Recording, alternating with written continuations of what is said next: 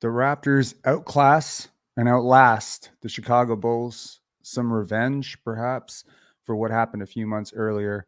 The game in which DeAr DeRozan effectively ended Nick Nurse's tenure in Toronto, Fred VanVleet's tenure in Toronto. Did the Raptors get that sweet taste of revenge? They almost didn't get it, but there's a lot of encouraging things today.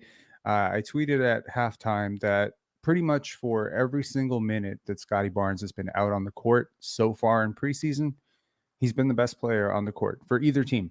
Granted, you haven't played a single team with a superstar or anyone who even resembles a superstar other than maybe De'Aaron Fox, but it has been encouraging to see. I really liked what I saw from Pascal Siakam today. I think there's a lot of encouraging things, but then there's a couple of things that just are gnawing away at my brain, and I want to talk about that as well. We do have some callers lined up already. We'll get to the calls in about, let's say, 10 minutes after the show starts. Let's cue that intro, and I'll give you my insights. I'll give you my take, and just what I saw out there. There's a lot of encouraging stuff across the board. I think the Raptors are slowly finding some sort of rhythm. And granted, playing Chris Boucher in place of Jakob and giving him some of those playmaking responsibilities is going to result in some turnovers. Playing Thaddeus Young instead of Precious Achua or Otto Porter, it's making a difference, obviously, but I think there's still some things that the Raptors need to clean up before the season starts in what feels like a few days. All right, let's cue that intro.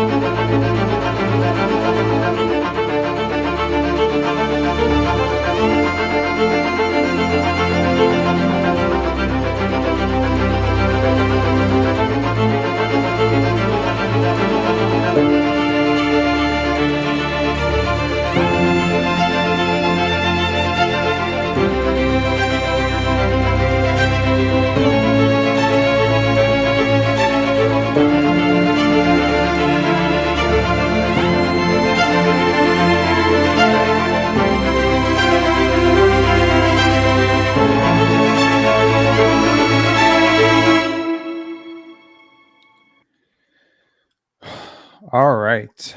Okay. I know we're talking about preseason.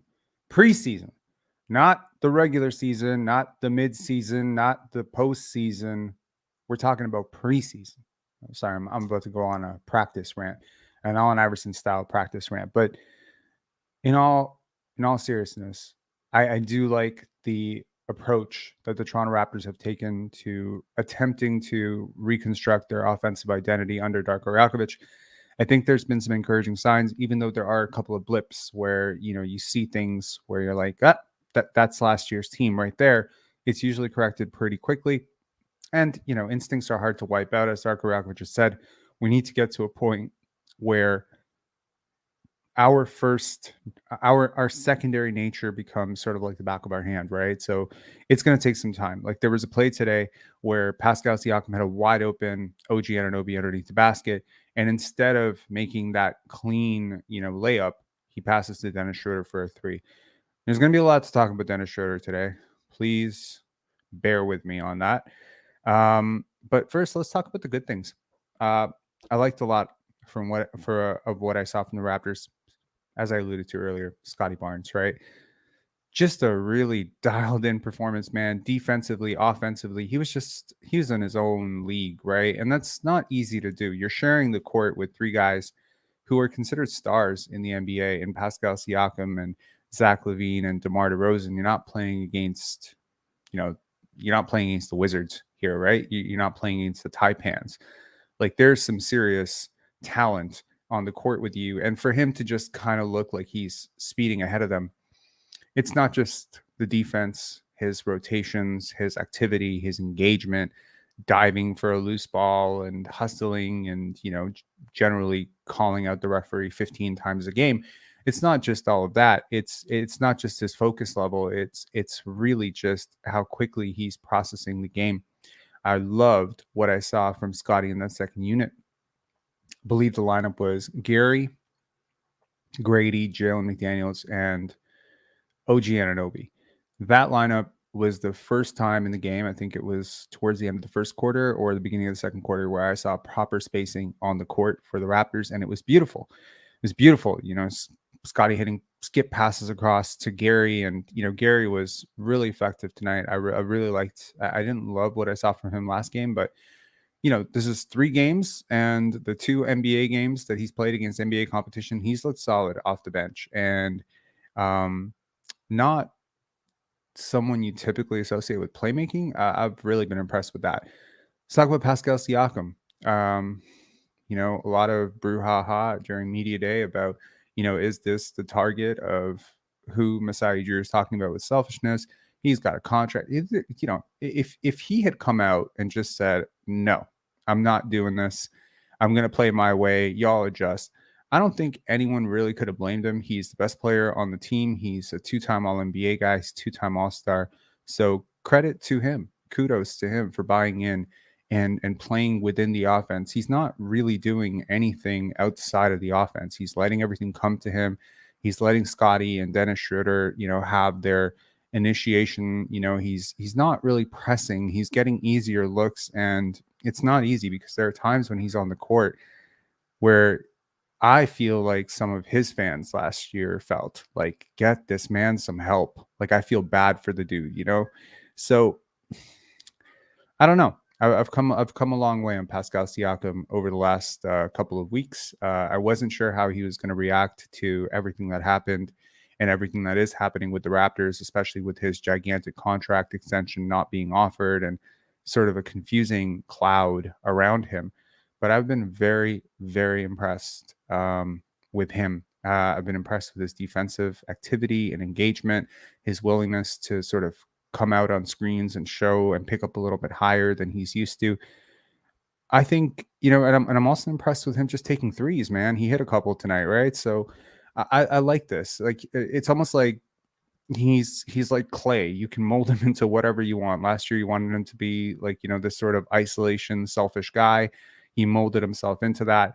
And some people said, well, Nick Nurse forced him to play like that. And I pushed back on that. But you know what? For a guy who took a lot of shit from this channel last year, I've been very impressed with him. Very impressed. And Darko Rakovic is obviously, he's challenged him. He said, for this offense to work, you have to hit threes. You have to be willing to take these threes. And to his credit, he's doing it. He's doing it. As I said, Scottie Barnes just locked in, engaging, pushing around. I saw a little bit of stuff where they were playmaking with him at the nail, and it was very Jokic-esque. And you wonder to yourself, why can't that happen with the starting unit? Why does it have to? Why do we have to wait for the entire bench unit to come in? And it's just because you need excellent spacing for this to work. You need cutters who actually cut. Jalen McDaniels, good cutter. He's someone who really fluidly locates himself to the proper positioning on the court. Gary Trent Jr., obviously, he just understands how to space the floor very well. Grady Dick, very smart player for his age. Shit, if he was 25, I would still be telling you he's a really smart player. And you have just enough playmaking, just enough shooting, just enough cutting, just enough, space around Scottie for some of those angles, those passing angles and those driving angles to be more of a threat, which is just going to open up so much for him to drive. And, I think the broadcast crew brought it up. Like, the Bulls really didn't have a great matchup for Scottie or Pascal, and Patrick Williams was their best bet on either. And it's just like these two they were in their own league. And if this is a preview of what the Raptors can do against, mediocre, bad teams, inexperienced teams, young teams like the Chicago Bulls, no offense to the Chicago Bulls, but they're not exactly anyone's definition of a powerhouse. However, that's not what the Raptors are trying to do, right? We're not trying to be the Lonzo-led Chicago Bulls that beat up on all the really, really bad teams and then struggle against good teams. We're not trying to be Fred VanVleet's 2020, against the Charlotte Hornets last year, where you could do it against them, but the minute you hit up against the Boston Celtics, it's like you're nothing. No, you want to be building habits that work, that scale, that do well against good teams. And I am seeing a lot of issues, a lot of issues right now with these rotations and with this team right now in terms of how it is constructed and how this front office has constructed it, that to me are going to lead to some very serious issues, especially if your goal is to be, potentially a competitive playoff team. Now, maybe that's not the goal. Maybe the goal is development. Maybe this is a development year. You need to get Grady some reps. You need to wait on Scottie. Honestly, man, I don't think you need to wait on Scottie. I think he's close. I think he's ready to be a really big integral part of a competitive unit. You see how quickly that three is flying? Man, if him and Siakam are hitting threes, really the only spacing concerns in your offense are the players around them right now. Now, O.G Anunoby still hasn't caught his rhythm yet, still very disruptive on defense. I haven't loved what I've seen from OG so far. There still seems to be a lot of my brain is going on one level and my body is going on another level, and I can't seem to get them to unite. And this has been a sort of consistent thing with OG. Granted, he's been just limited enough in his offensive role that he doesn't have to do too much of the creation stuff. But man, sometimes I tell you, and he's one of my favorite players, so please don't accuse me of hating on the guy. But sometimes when he puts the ball on the court, like, and he turns his head, like when he turns his head back, the entire court has changed and he freaks out. Like something is happening here where it's just out of control. The game needs to slow down at some point. It happens for a lot of players. But guess what? For a lot of players, it never slows down. It never slows down. Take it, Andre Drummond's the guy for whom the game has not slowed down. James Wiseman, Marvin Bagley. There's a lot of guys where the game is just too fast for how they process the game. And I hope that's not the case with OG. He's going to need some more, reps for sure with the basketball. But I'm growing a little bit concerned over the idea about having him being a featured playmaker, having him being, a lead decision maker in your offense. To me, there are a few guys who can do that for you already on this team. I don't know why you need to, jam a square peg into a round hole. The guys who can do that, Scottie, Pascal, Jakob, you have three playmakers that are very good, in my opinion, at generating advantages and, making on target passes. I think Grady has shown quite a bit of that. We got a little taste of Javon Freeman Liberty towards the end of the game. And I thought he was really good too. During the game, I was tweeting. If you're not following Pantera Basketball on Twitter, definitely go follow it. It's different content between YouTube and Twitter and Instagram. So really, if you just want your entire day cluttered with free Jeff Doughton posts, you should follow me on all three. I got to tell you, man, like I've been really impressed with Jalen McDaniels overall. Like I realized with the final unit, he really struggled because now you're asking him to do too much and it's totally outside of his game to just create off the dribble and go one-on-one. He's not Pascal Siakam. But when you ask him to be a fifth starter, like what the Sixers did last year or what the Raptors ideally will do this year, I mean, he is really, really something, isn't he? Like he's long. He's like disruptive in those passing lanes. He cuts without the basketball. He can protect the rim a little bit. He's switchable. I mean, for a biannual exception guy, damn, like this is a steal. This is an absolute steal for the Raptors so far. Touch wood, so far how he has played. He is a guy who definitely deserves rotation minutes. Speaking of guys who deserve rotation minutes, Javon Freeman Liberty, man. Towards the end of the game, I mean, like every time I've watched this guy play, he reminds me why I like him so much, right? Again, he processes the game at an elite level, like at a pro level. Like he is processing the game at the level that you need for a guy that you want to be able to lean on. If you get into foul trouble, you want to have this type of player at the end of your bench who you can trust that they're going to come in the game and they're just going to be able to play within themselves. They're going to be able to make small contributions, get on the offensive glass, be a little disruptive on defense, make a couple of nice passes, dive for the loose balls, and hit some open shots, right? And just be creative enough and knowledgeable enough to know your place in the offense and not to do too much. I mean, he's just a really, at this point, you're not I know a lot of people look at these 13th, 14th guys on the roster and they sometimes want to hit a home run. They want to pick up a star here. The stars don't usually end up there. What you're looking for ideally is injury relief, backup relief, foul trouble relief, and guys who just don't kill your offense. And Javon Freeman Liberty is anything but that. Like, he is really a positive, and he's been a positive in summer league for the Bulls. He was positive last year in the G League, and he's been positive so far in preseason. I think the Raptors really need to take a really hard look at him potentially being one of those guys that you could build up. He reminds me of a little bit Norman Powell, little bit. Like a really young Norman Powell, like the slashing ability, and like I don't know if you guys are seeing it. Maybe Norm was a little bit more athletic, but I think he could probably grow into that type of contributor. And look, for the Raptors who relied heavily on Norman Powell's bench production and isolation scoring, creation, dribble drive, shooting, etc. Man, that would be quite a gift to get on a two-way contract if you can develop him into something close to that. I mean, that might be quite a stretch, and we'll see if he ever gets there. But I've really liked him. Chris Boucher, like, I didn't like the minutes today. Seems like he really, was kind of just not there. I understand he's not Jakob. He's not Precious Achiuwa. He's really, among your bigs, he's your worst passer in my opinion. So it's been interesting to watch him. I think it's a tough matchup with Vucevic and Drummond. Those are really big dudes. Like, if there's ever a game where you really needed a Jakob to kind of clean the glass and keep some guys off of it, this was the game. And barring that, Precious Achiuwa is probably your second best bet, and you didn't have either of them. And then barring that, maybe Otto is your best bet in terms of just a big, sturdy guy. And so, unfortunately, because Chris Boucher is quite slight of build and also quite slow sometimes at processing the game, I think this left a lot of the center duties on Scottie. Here's what I wasn't expecting. I wasn't expecting necessarily for Scottie to emerge as the point center in today's game, but that's exactly what he was, right?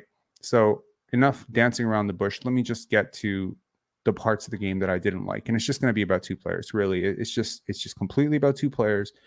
And I'm not trying to make this an agenda for the channel. I just hope that it's something that corrects itself, and it's not going to be something that I'm going to sit here and complain about every single day. Because it seems like I just want to explain it this way.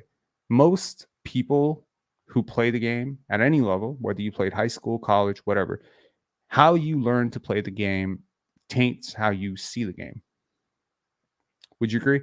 I mean, you remember Lenny Wilkins, who was the guy who really unlocked Alvin Williams? Lenny Wilkins. He was the guy who saw him. Why do you think that is? Right? Look at Jason Kidd. Jason Kidd unlocked Giannis. Why do you think that is? Big playmaker, right? Now, I'm not saying that you can't unlock a player who doesn't remind you of yourself. I'm not saying that. I am, however, saying that we tend to develop blind spots towards players that remind us too much of ourselves. And so that's really, in my opinion, when I thought about Nick Nurse, player coach, I thought about his career in Iowa basketball. And I even went back and thought about, some of his stats and the way he played. I was like, man, no wonder he loves Fred VanVleet so much. Fred VanVleet is like the perfected version of Nick Nurse. I really hope Malachi Flynn is not the perfected version of Darko Rajakovic. I really do, man. Because honestly, this is like 3 straight games. And I'm sorry, regardless of how many points he scores, I refuse to buy into this. Also, I spent a lot of today making some pretty airtight cases for why Dennis Schroder probably shouldn't be starting for this team. And people just keep pushing back on it. And look, I'll give you exactly one advantage that he brings as a starter, and that's pretty much it. And that is that he can pick up he can pick up quicker point guards higher up. That's it. Now, everything he gives you there, he also surrenders in cross-matching, in transition, in the post. If he ever gets switched on to a bigger player, you're screwed. He's very small. Offensively, however, is where I think it hurts you so much. Because look, man, I realize, I just want to say this. This channel spent a lot of time last year talking about Fred VanVleet this, Fred VanVleet that. And a lot of people have come up to me this offseason and saying, don't you think Dennis Schroder is better than Fred VanVleet? And look, regardless of how salty I was about Fred, please stop. just please stop, man. Please, please, please stop. Like some people that I really like, you're my friends, right? And it's like I appreciate where you're coming from on this, and you're making a case of addition by subtraction because of chemistry. And Dennis Schroder is a very good guy. By all accounts, his teammates love him. But you need to look at the basketball here. You really do. Because the gap between Dennis Schroder and Fred VanVleet is like the gap between Fred VanVleet and Chris Paul. Like it's big. It's maybe Fred VanVleet and Kyle Lowry, and then Kyle Lowry and Chris Paul. Like maybe there's a gap there. And one of the major things that people don't seem to realize, because maybe they watched 4 or 5 games of him, is that he cannot shoot. This is a guy who's a 33% career three-point shooter. Need I remind you, last year league average was 36. Teams are daring him to shoot. I went back and I broke down the Sacramento game, and no one is paying attention to him there. So what's that going to lead you to? Well, that's going to lead to him, having to attack with quickness, right? And he's pretty quick, He's pretty bursty. His game looks nice. It looks a lot nicer than Fred VanVleet's. I'll tell you that. If you saw him on a playground, you would definitely think he was the best. He was the better player, but he's not very effective inside the paint either. I mean, this is a guy, we've all talked about Fred VanVleet being very inefficient. I tell you, over their careers, Dennis Schroder, despite being slightly further along in his career, having come into the league as a higher prospect, having better opportunities, having played with better teammates consistently across the board. This is a guy who's played with LeBron, he's played with AD, he's played with Russell Westbrook, he's played off the bench.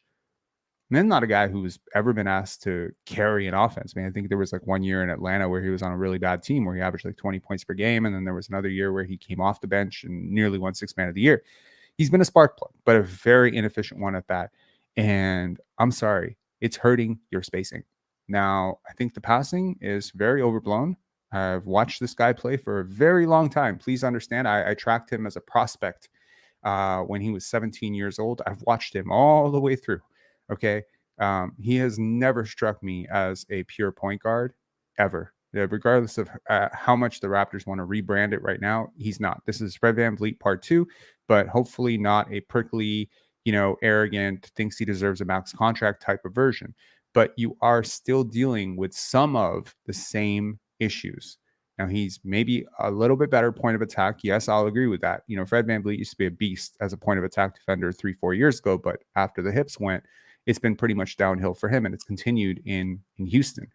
But what Dennis Schroder is not giving you, the Fred VanVleet gave you, he's not giving you the team defense. He's not giving you the awareness. He's not giving you the communication. He's not giving you the digs. He's not giving you the passing lane stuff. He's not going to be able to give you the post defense. I shit you not. He is so long. Fred VanVleet averaged more blocks per game than him throughout his career. And he's just not giving you the efficiency, the playmaking, the winning impact. Like, you understand, man. So much of being a point guard, and I say this to table it back to this. I also played point, and I tried to learn the game the best I could at my level.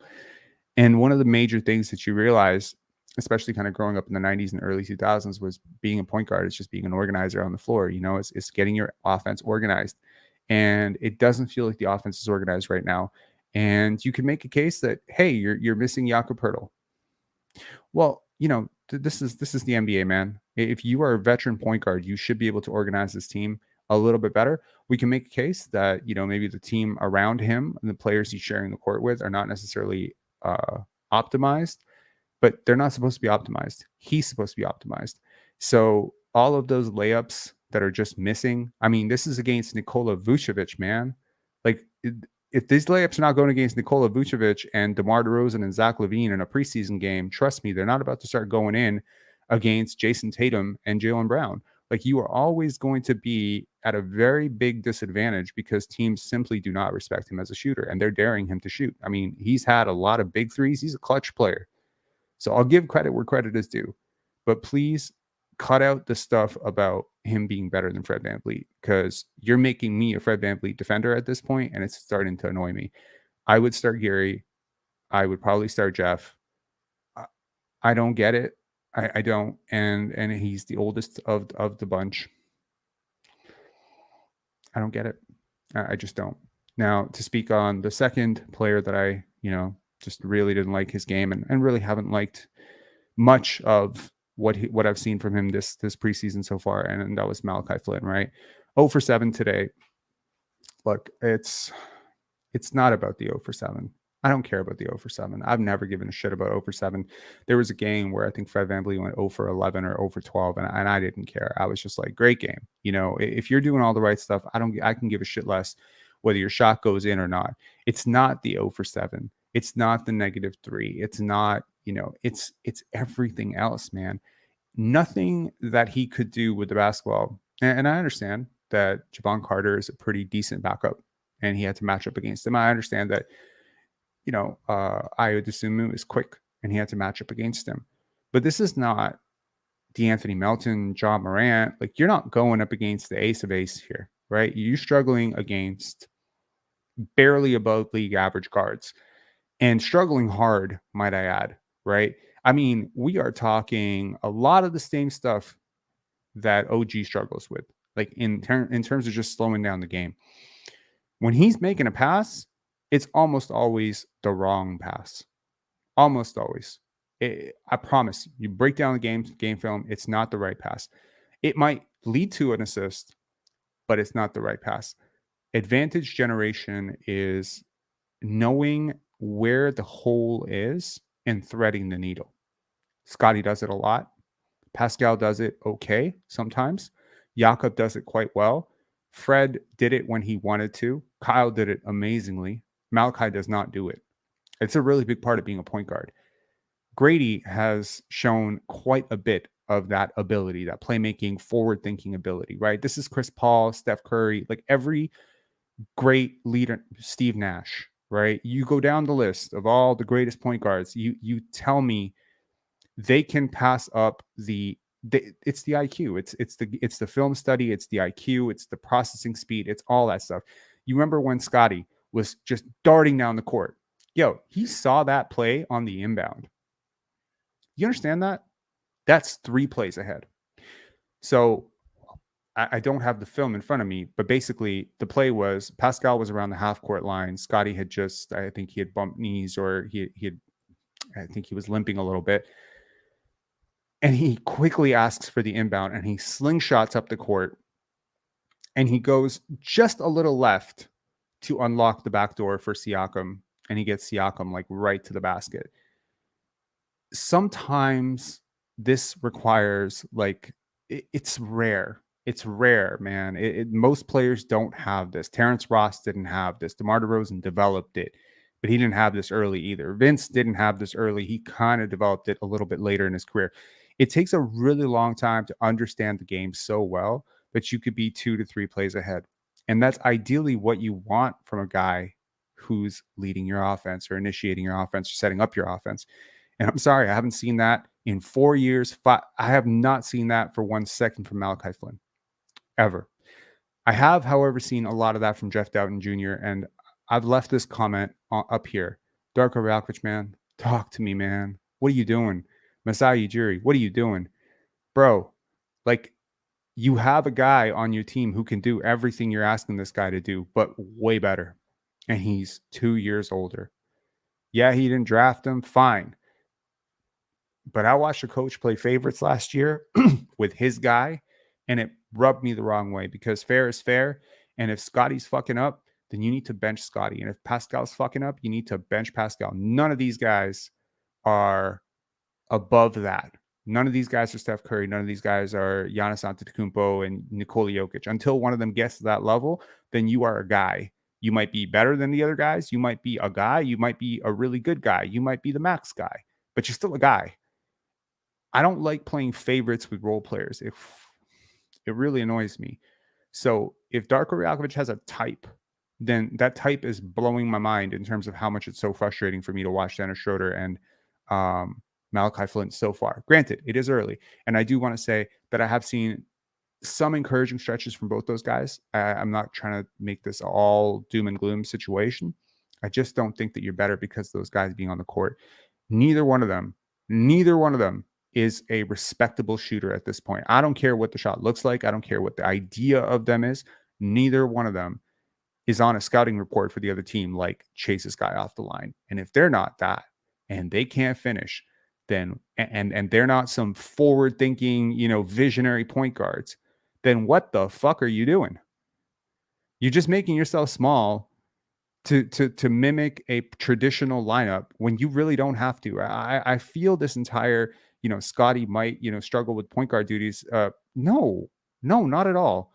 Because every time this team has struggled, Scottie or Pascal have just taken over and done that. So if Dennis Schroder is some sort of backup insurance in case Scottie and Pascal struggle, chill. I think these guys have a handle of it. They're the two best players. Every time I watch Dennis Schroder try to attempt something and I'm seeing Pascal Siakam in the corner, I'm just like, this is flipped. Like Pascal should be doing that from the top. He generates way more advantages. He's a better finisher. Why? Like, what is this idea? Like, this team has talked about Vision 6'9" forever. And yet they keep putting a 6-foot guard who has none of the advantages that you should have as a quick guard. Like, I mean, it's different if you got prime Chris Paul there. That's different. He can guard up a position. He's a visionary. It's totally different. He's super athletic. It's different. But when you're this small, you have to be able to break down the defense consistently and finish in the paint and shoot.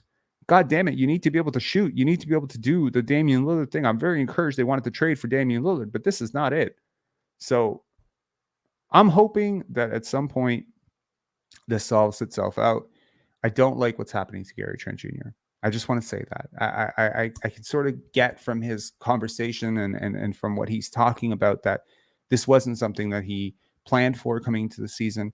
And frankly, I was very much more optimistic about the season when I thought that Gary would be starting, because I feel like the spacing would be much better with a guy who shoots 38% from three, where defenses really, really, have to respect him, versus a guy who shoots 33% from three. And it's basically like he might as well be another Jakob. Let me tell you something. Defenses don't respect 33% three-point shooters. They don't respect them at all. They dare them to shoot. They leave them open. That's what being below league average from three is. You have to get up to about 35 to 36 before teams like really pay attention to you. And you have to get to about 40 before teams start running you off the line.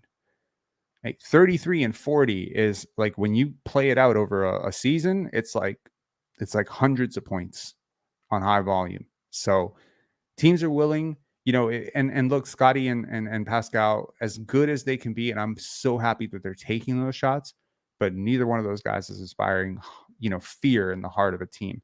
So you're just going to be able to sag the middle. You're going to be able to go under screens, and everything that everyone was saying all off season is just coming true. And quite frankly, it's pissing me off because Scottie has taken a step. Like, he's better than what I think a lot of people were expecting when they were making those doomsday, prognostications.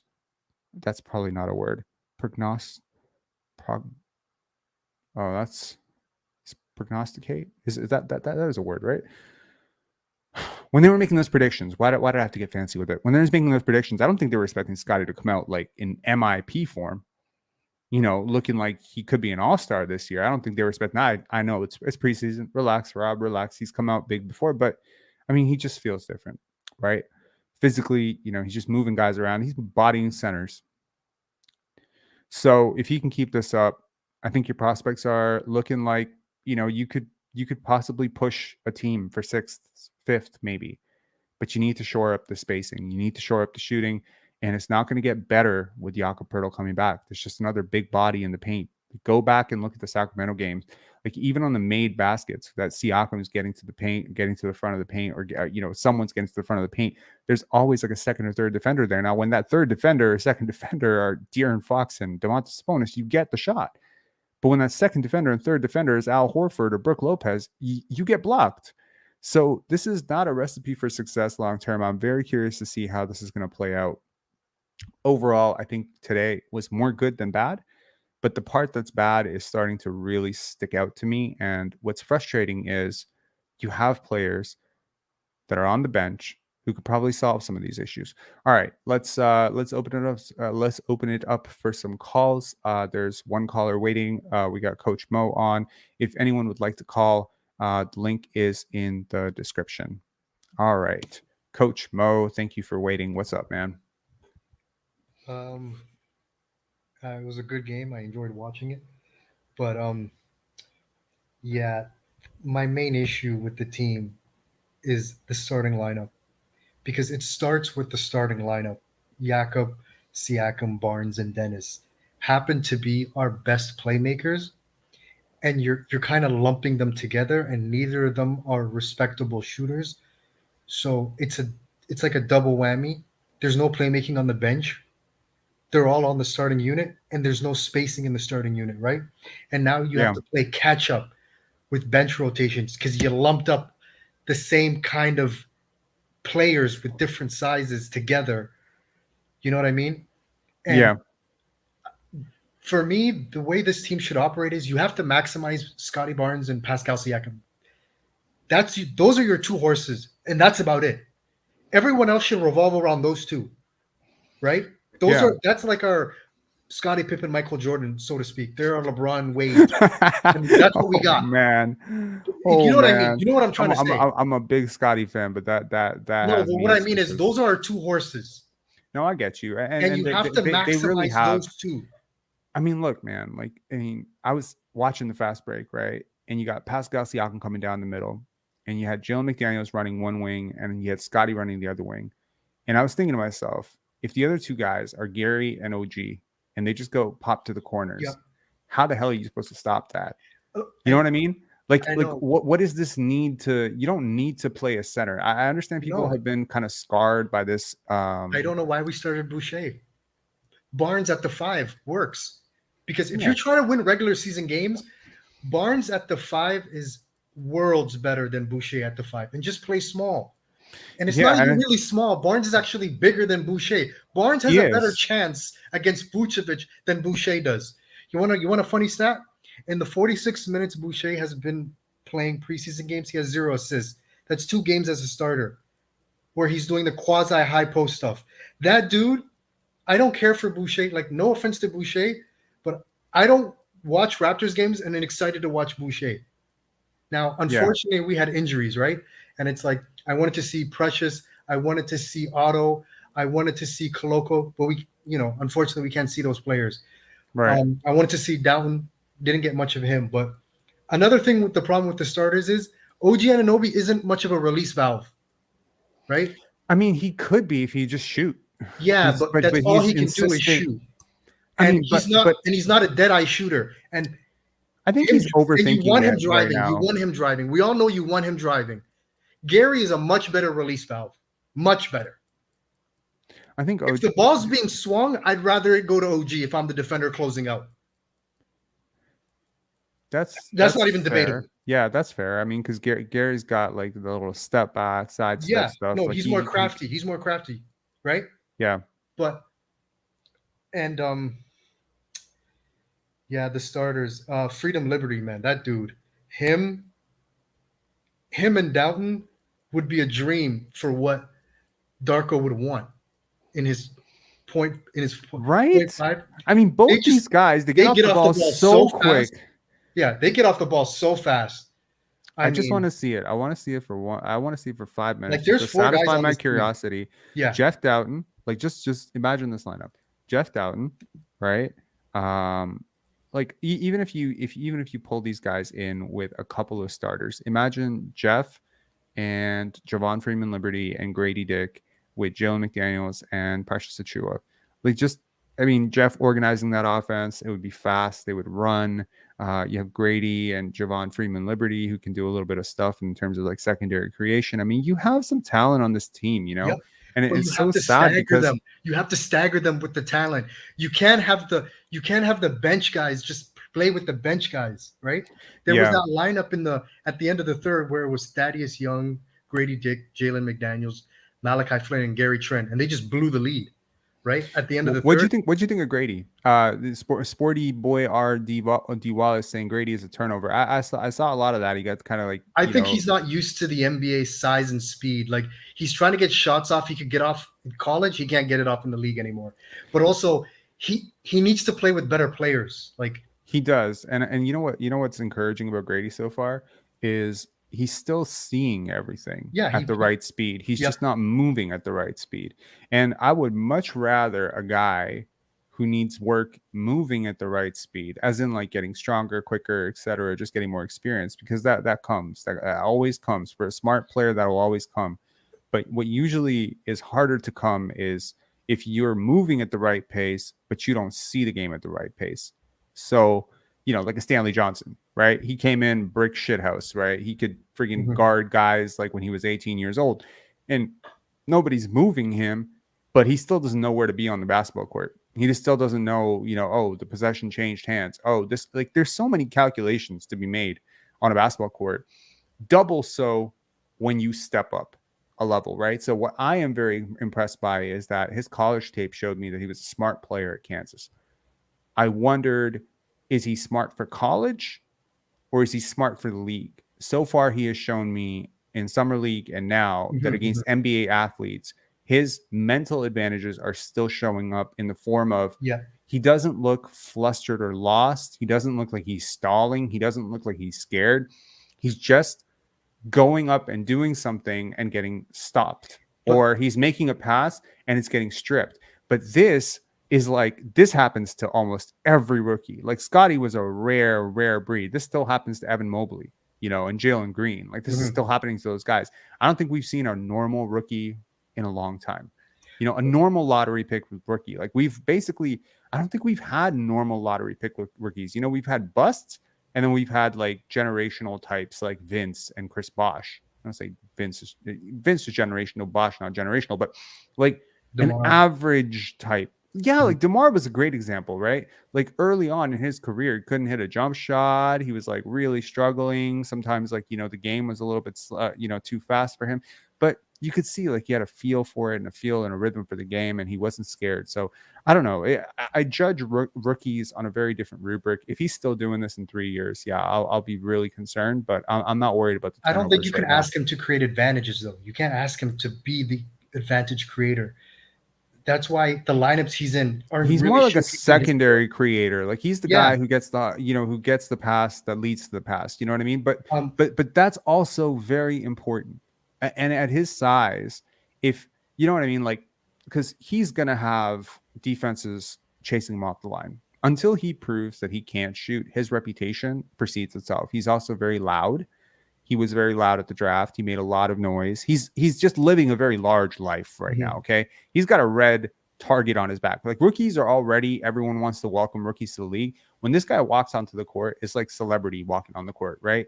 Like given all the hoopla that he got from No. ESPN, his suit, he has really announced his presence to the league. Like I guarantee you, if you want to say like who's gotten more FaceTime, him, like it's basically Wembanyama and him. Like from this draft, it's basically Wemby by a large margin, and then him, and then maybe Scoot. Like I haven't heard shit about Brandon Miller. He's playing a small market, right? So it's like this type of target on your back when you are this young and this physically undeveloped can be, a nice rude awakening as a welcome to the league, right?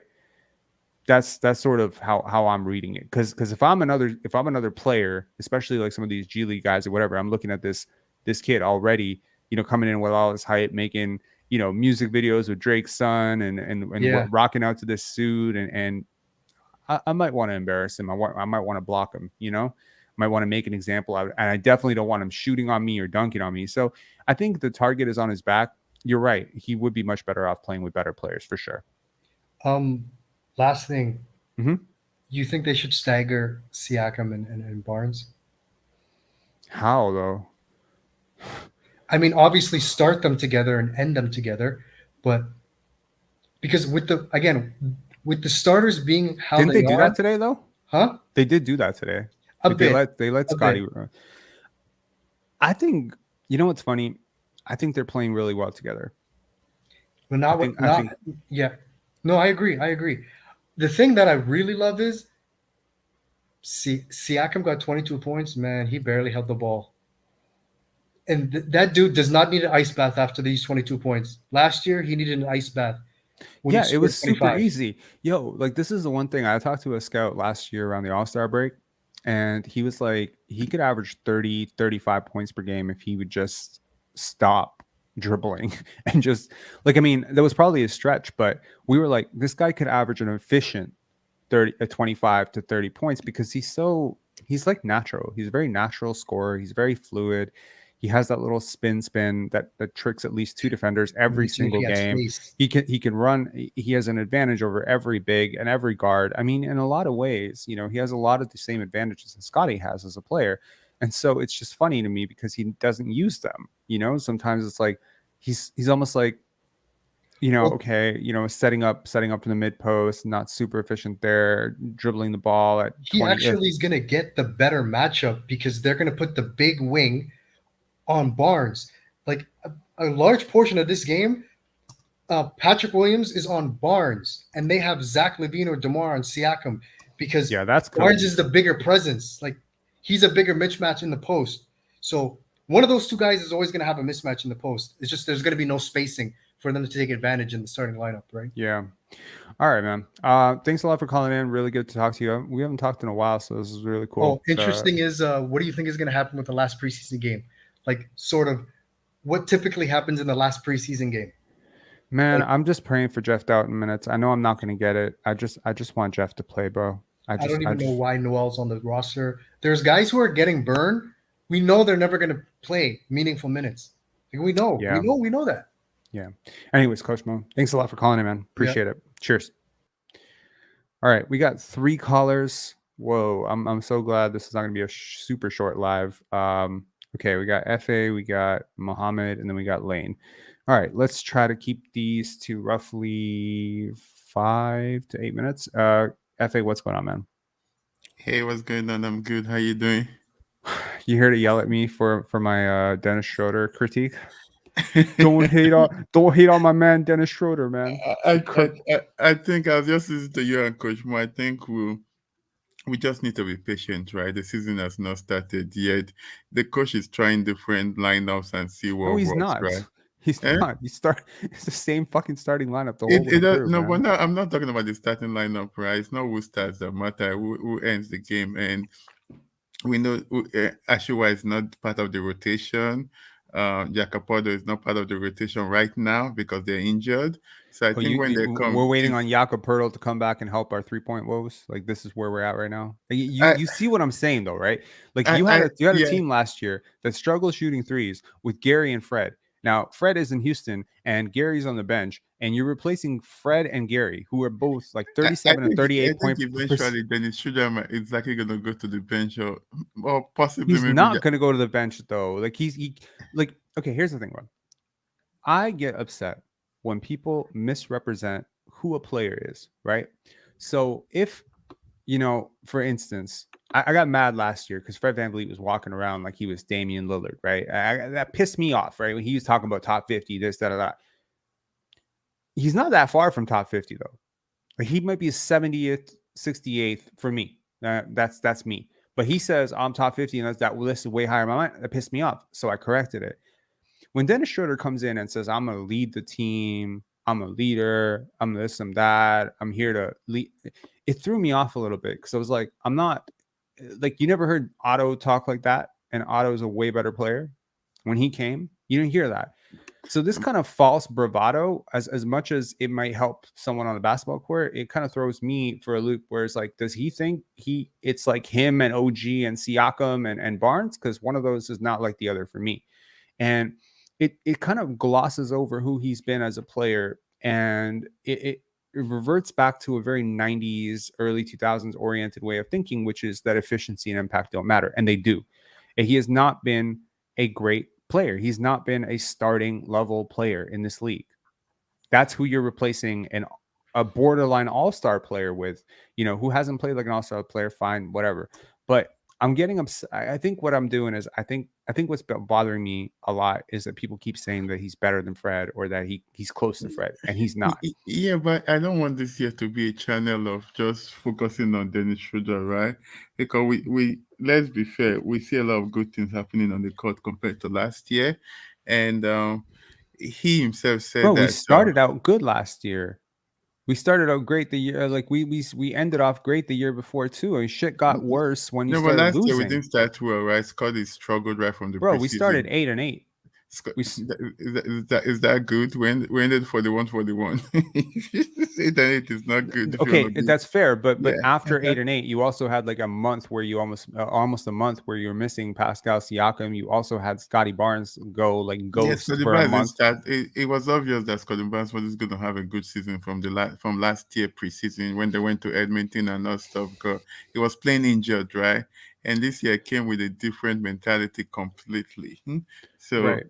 and No, I'm just saying, like, look, like they talk we about all want grading. our guys to do well. We want Mm-hmm. Siakam to do well. We want Scotty to do well. I want all of these players to do well. And I want this team to do well, as I'm sure you do, as well as everyone does who watches this team. In order for this team to do well, you have to put shooting around these guys. And I'm tired of like sitting here and not seeing the Yeah, numbers and but saying we got defenses shooters don't now. respect him. We've not seen an OPJ play, right? So let's just be patient But until we you have. okay? When Otto Porter comes back, you think he's going to start in place of Dennis He's not Schroeder? going to No, he's start. not. It's not about starting, right? Look, They're all going to get minutes. So here's the thing. Last year, you know these media types, like the mouthpieces, like Jack and Matt Devlin, these guys, right? You Mhm, know that they're saying what they want the fans to know, right? So right mhm. now they're saying all this really flowery, positive shit about Dennis Schroeder, like he's a leader, he's this, he's that, bro. Like last year, not kidding you, like 5 months into the season, there was serious talk about whether this guy would be going back to Europe. Not kidding. Okay. So he was on his fourth team. Like I'm getting a little annoyed at like maybe it's my Asperger's like kicking up because it's like my brain is just honing in and it's just like, bro, we need a reality check on who this guy is and who he's been. Yeah, And I'm not sitting here waiting for this guy to become a floor spacer because he's never been one ever. And I'm not waiting for him to become an efficient paint finisher because he's never been one. And I'm not sitting here and waiting for him to become one of the best point guard defenders because he's never been one. And I'm not waiting for him to grow 6 inches because he's 6 feet tall and that's how big he is. So you're playing with a perceptive disadvantage on the account of you have a hole in your roster of a point guard. And I'm like, bro, if you give me 4 players and say, who do I want my point guard to be? Scottie, Pascal, or Dennis Schroeder? Guess who's coming last?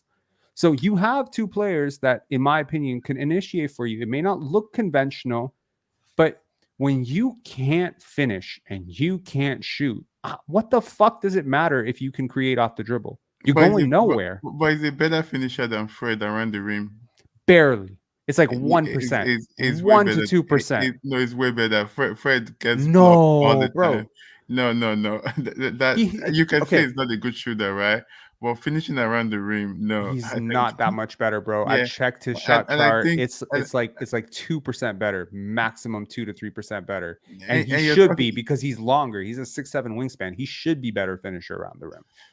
You know what I mean? Like I'm not but in trying to terms turn of, this into a this versus this type of thing. But to be honest, and not to call you out, but it's people like you messaging me on Instagram and yeah, telling me that this no, guy's better than Fred, and I'm just like, yo, Efe, chill. call me out. I think he's a better fit for the team than Fred. I'm with you. I'm with you. Yeah, I I would think much he's a rather better Dennis fit. Schroeder at 12 million than Fred VanVleet at 30 million, or even Fred VanVleet at 28 million because I was done with him. I was done with his Yeah. attitude, right? But there's a far cry from I prefer Dennis Schroeder at 12 million over Fred VanVleet at 30 million versus, oh, Dennis Schroeder's not that much worse than Fred VanVleet because that's setting him up to fail too, right? Because people are going to spot very quickly that there's a very big gap between these When 2 I'm players. comparing both of them, right, I'm not looking at Fred versus, I'm looking at what they bring to the team altogether at this point, right? If Fred was on the team now, you won't see Scottie Barnes doing what he's doing right now because Fred will be holding we the don't ball. know that. We like because you could say the same thing about I've Pascal Siakam I've watched what Fred is doing at Houston, right? Fred is Fred. He's not but going to that's what change he's that. been asked to do. No, Ime Udoka no, is asking him to do but that. if you give Scottie the ball, right, then you're going to have Fred. You're going to kill the chemistry of the team. Yo, I'm not. This is not an argument to bring back Fred. Please understand, I was the happiest person in the world when he left, and I still am. I was on live. I screamed of joy. Okay, yeah. This is not the point. You can be happy. There's this old saying: 2 things can be true. You can be happy that the guy left, but you can still respect the player that he is.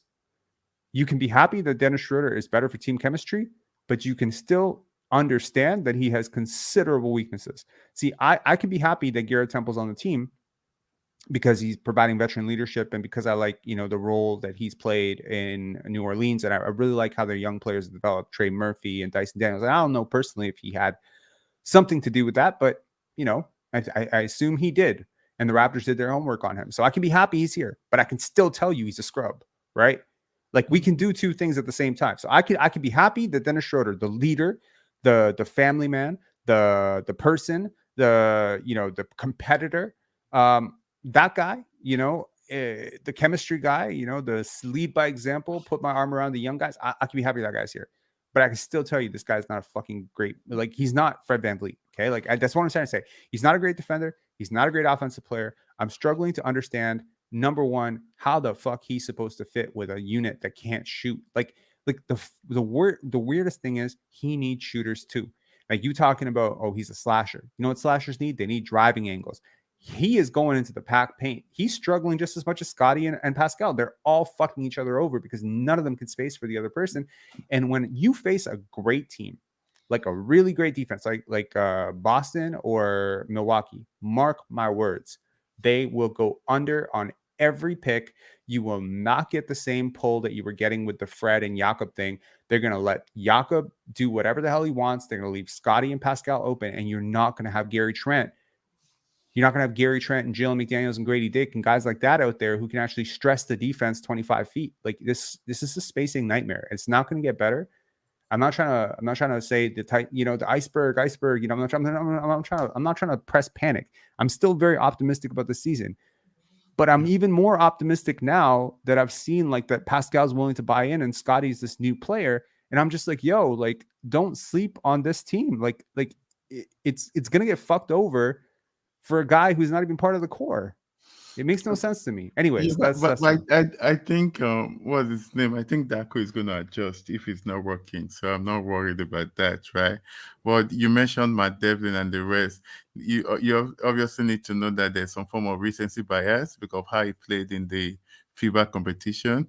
I don't care. Juancho, Luis Scola. You want me to name you like all the players who dominated FIBA who just can't hack it in the NBA? Like, was Luis Scola an NBA like starter? No, but not really. But then he's played well in the last playoffs for Lakers, right? That they had to even bench this guy for him. Well, that said, they talk about what's his name, Grady Dick, right? I'm not worried about that at all. I think I'm more impressed with Grady because the shot is gonna come, right? The release point and everything. The defenders in the NBA, they're faster, so he's going to adjust to the speed. But the other things that he's doing on the floor is what's making me really impressed. The rebounding, the cutting, the moving, the passing. Like I'm really he's impressed. Processing everything at the right speed. It's just a little.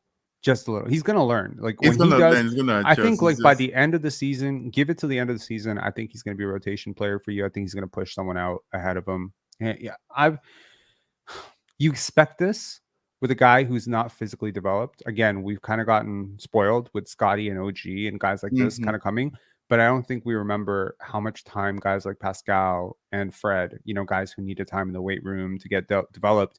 And those guys came in when he was like 21 or so, right? Or 19, 21. Yeah, but Grady is 19, so he has time. Yeah. I mean, this is going to be a long road. I'm not judging anything that I see from Grady this year other than willingness to learn, adjusting his mistakes, not making the same mistake over and over. I want to see growth on that front and confidence. Just don't lose that confidence and just keep taking the shots that that you've hit your whole life.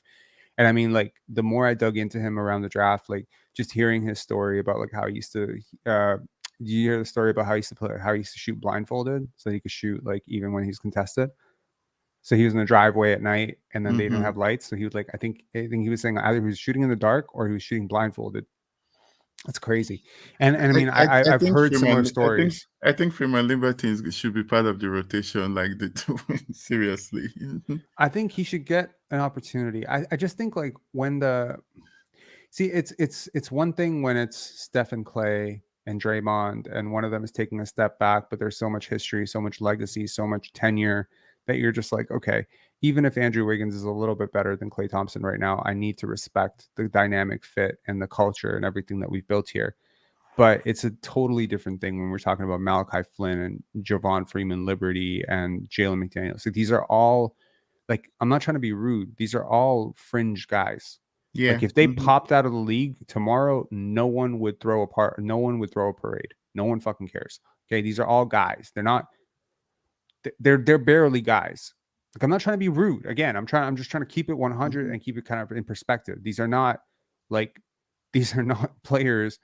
There's a reason why they're like, I think any one of them has a serious injury, they're out of the league. Like, simple, that fast.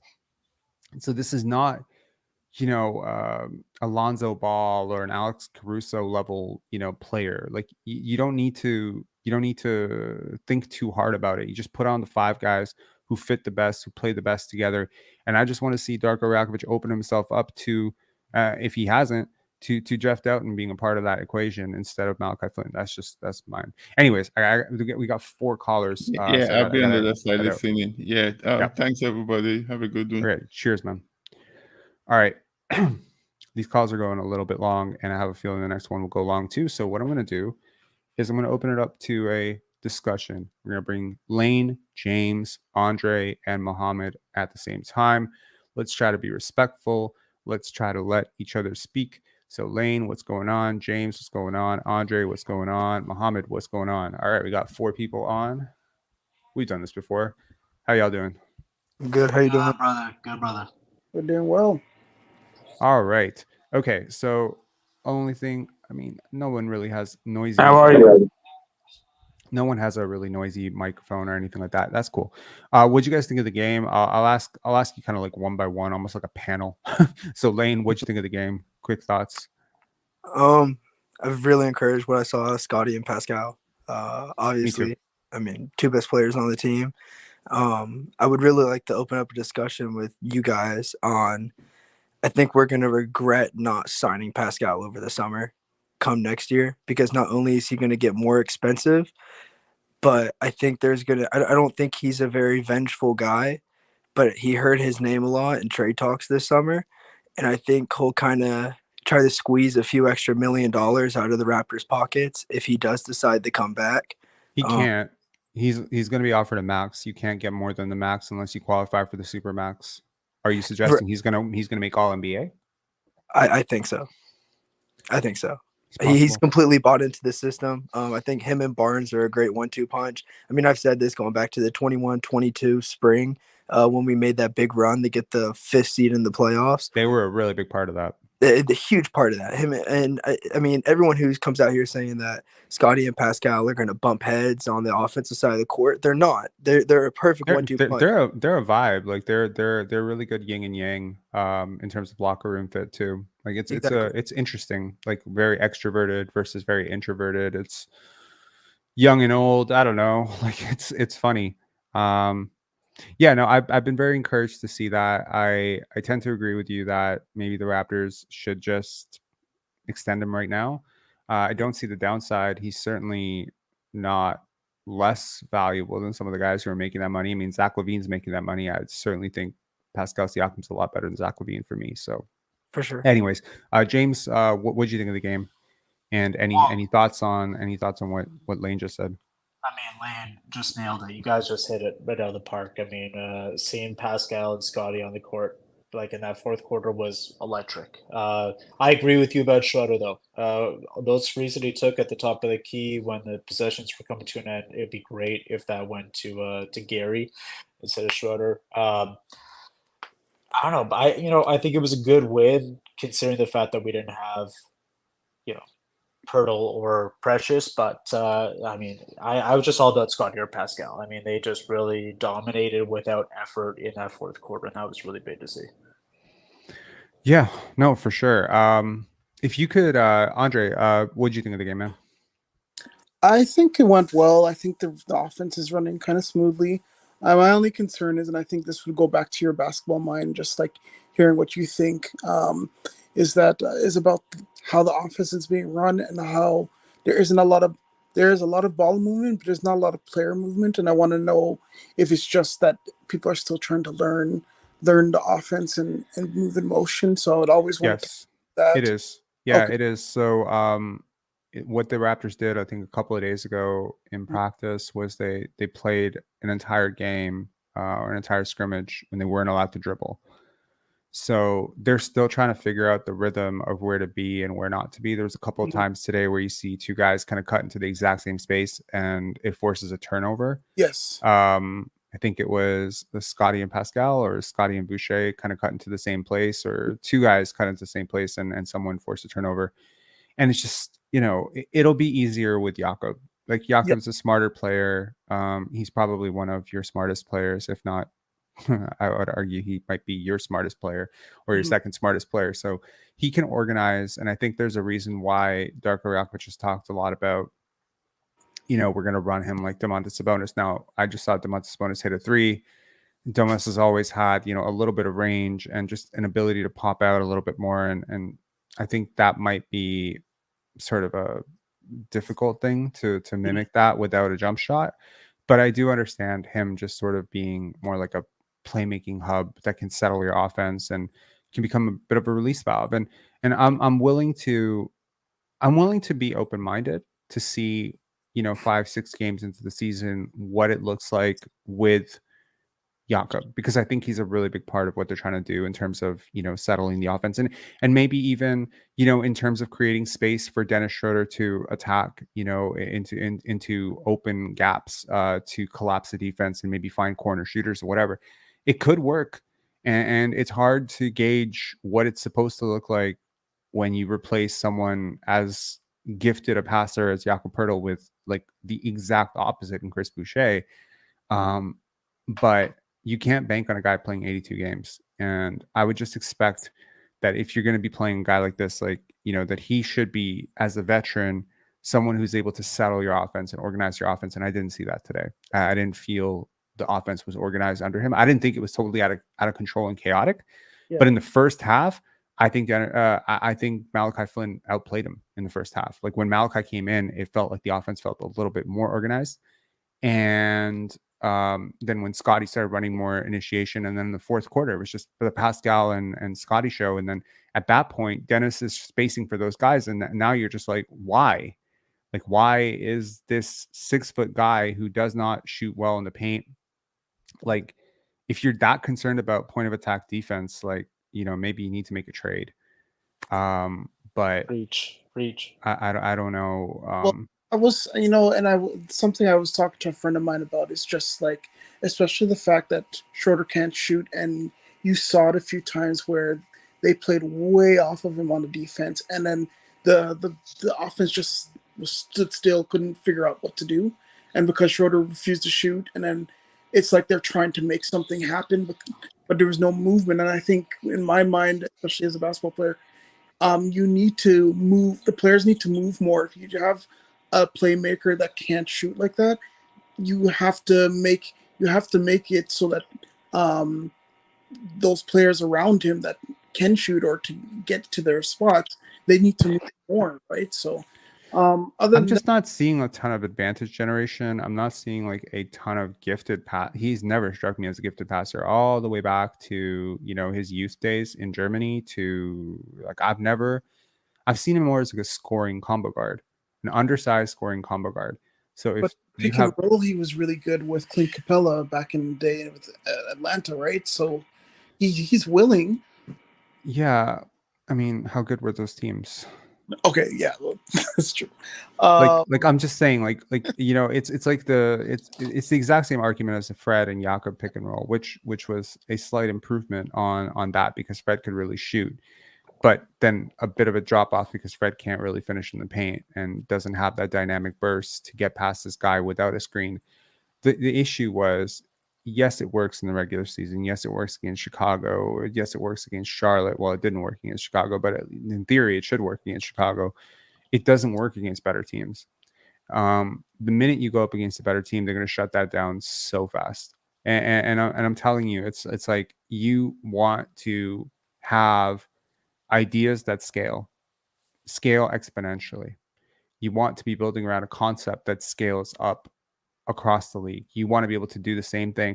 I don't know, not necessarily to the same degree, but you want to be able to do the same thing against the Boston Celtics that you can do to the Charlotte Hornets. And that is where, your philosophy and your play calls and who you're building your offense around has to come into play. And yeah, you'll be 5, 7, 8% less effective, but you won't have like a 20% drop off. You won't get shut down. And you should never try to create an offense that's like going to work against 60% of the league, and then it's just not at all going to work against 40% of the league. And I'm telling you, like, I'm open to seeing what Jakob in the post as a screener, as a sort of like as these cutters, and as this offense becomes a little bit more conditioned and sophisticated, and Darko adds more wrinkles, I'm curious to see what he's going to do, because I'm sure that if the Raptors open up struggling, there's going to be a lot of pressure to adjust.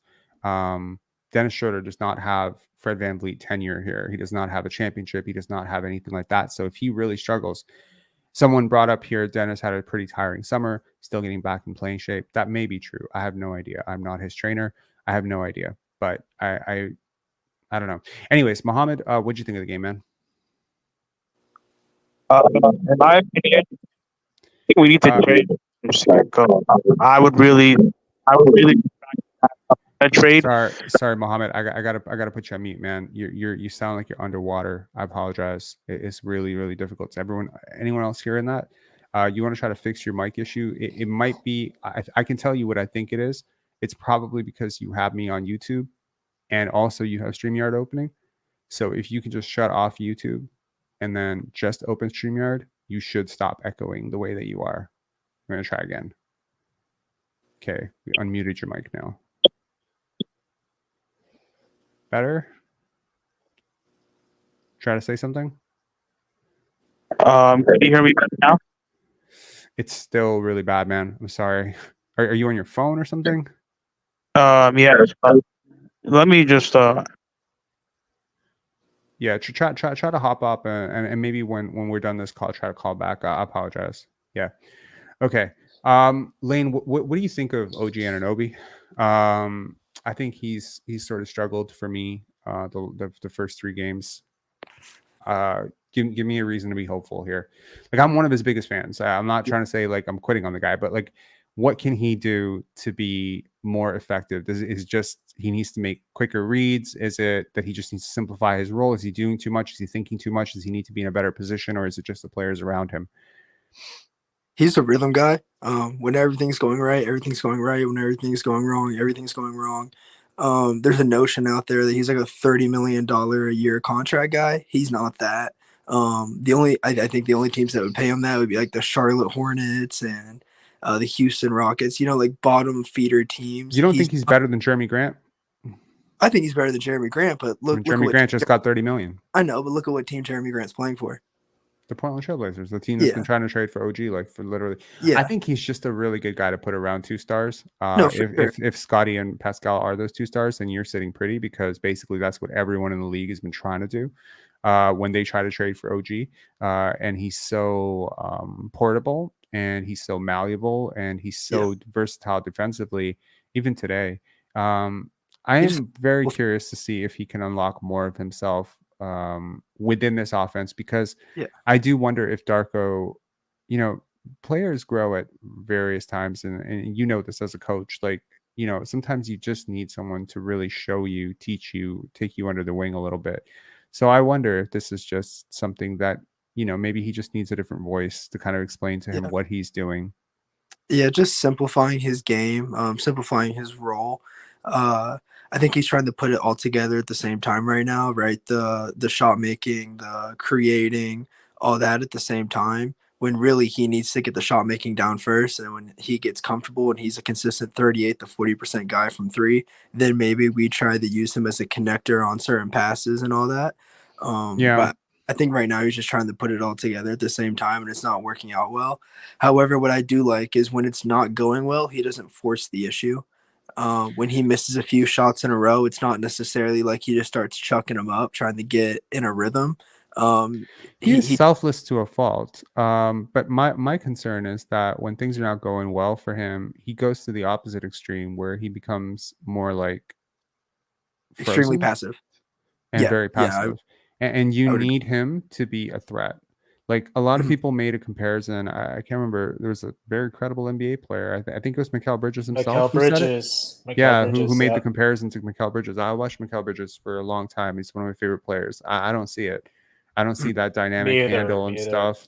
And that's Mhm. really tough for me to get my head around. But that being said, I think he's a better defender than Mikal, and I think he's just a different type of player. Way different. Like when he was 20, I sold myself on the Kawhi stuff. Like I thought maybe it could come, but I've learned a lot from OG. Namely, don't dream. Like it's not don't dream. That's such a depressing Mother Russia. Don't dream. No. I guess what I've learned is that the hardest 6 inches to fix really in basketball are the ones between your ears, you know. Yeah. There are kids, they're 11, 12, 13 years old, and when you watch them play, you get that they have a very natural rhythm for the game. They feel the game, they see the game, they have like the sort of like intuitive understanding of how things are supposed to move around on the basketball court. And with OG, you know, you go back to his AAU tape, even when he's 15, 16 years old, there's a lot of straight line drive stuff. There's a lot of stalling. There's a lot of delayed reaction stuff. It's very interesting how the same things that make him so great on defense don't translate over to offense. And that's what I thought would happen, because Kawhi also has the sort of survey, then go type of stuff. He's not the quickest reader of the game, but he's just so strong and he's so methodical and so practiced that he's able to do it. I've seen spurts of 20 points per game O.G. Anunoby where it's looked okay. I've also seen spurts of really bad basketball where he has the ball in his hands and there's a lot of turnovers and charges. And I don't know. I'm hoping for him, though. I really am. I'm hoping that this offense can unlock him. His movement patterns still don't feel right to me. Still feels like he's very top heavy, or that his legs are kind of. How would, like, I mean, you're a coach, but you're not a trainer. Like, do you have any concept of like how? Have you seen anything like this Yeah. in a small forward? So Joey it, Graham, maybe like what? it's extremely clunky. He's one of those guys. Is it So just the hips? you could tell he only played one sport growing up.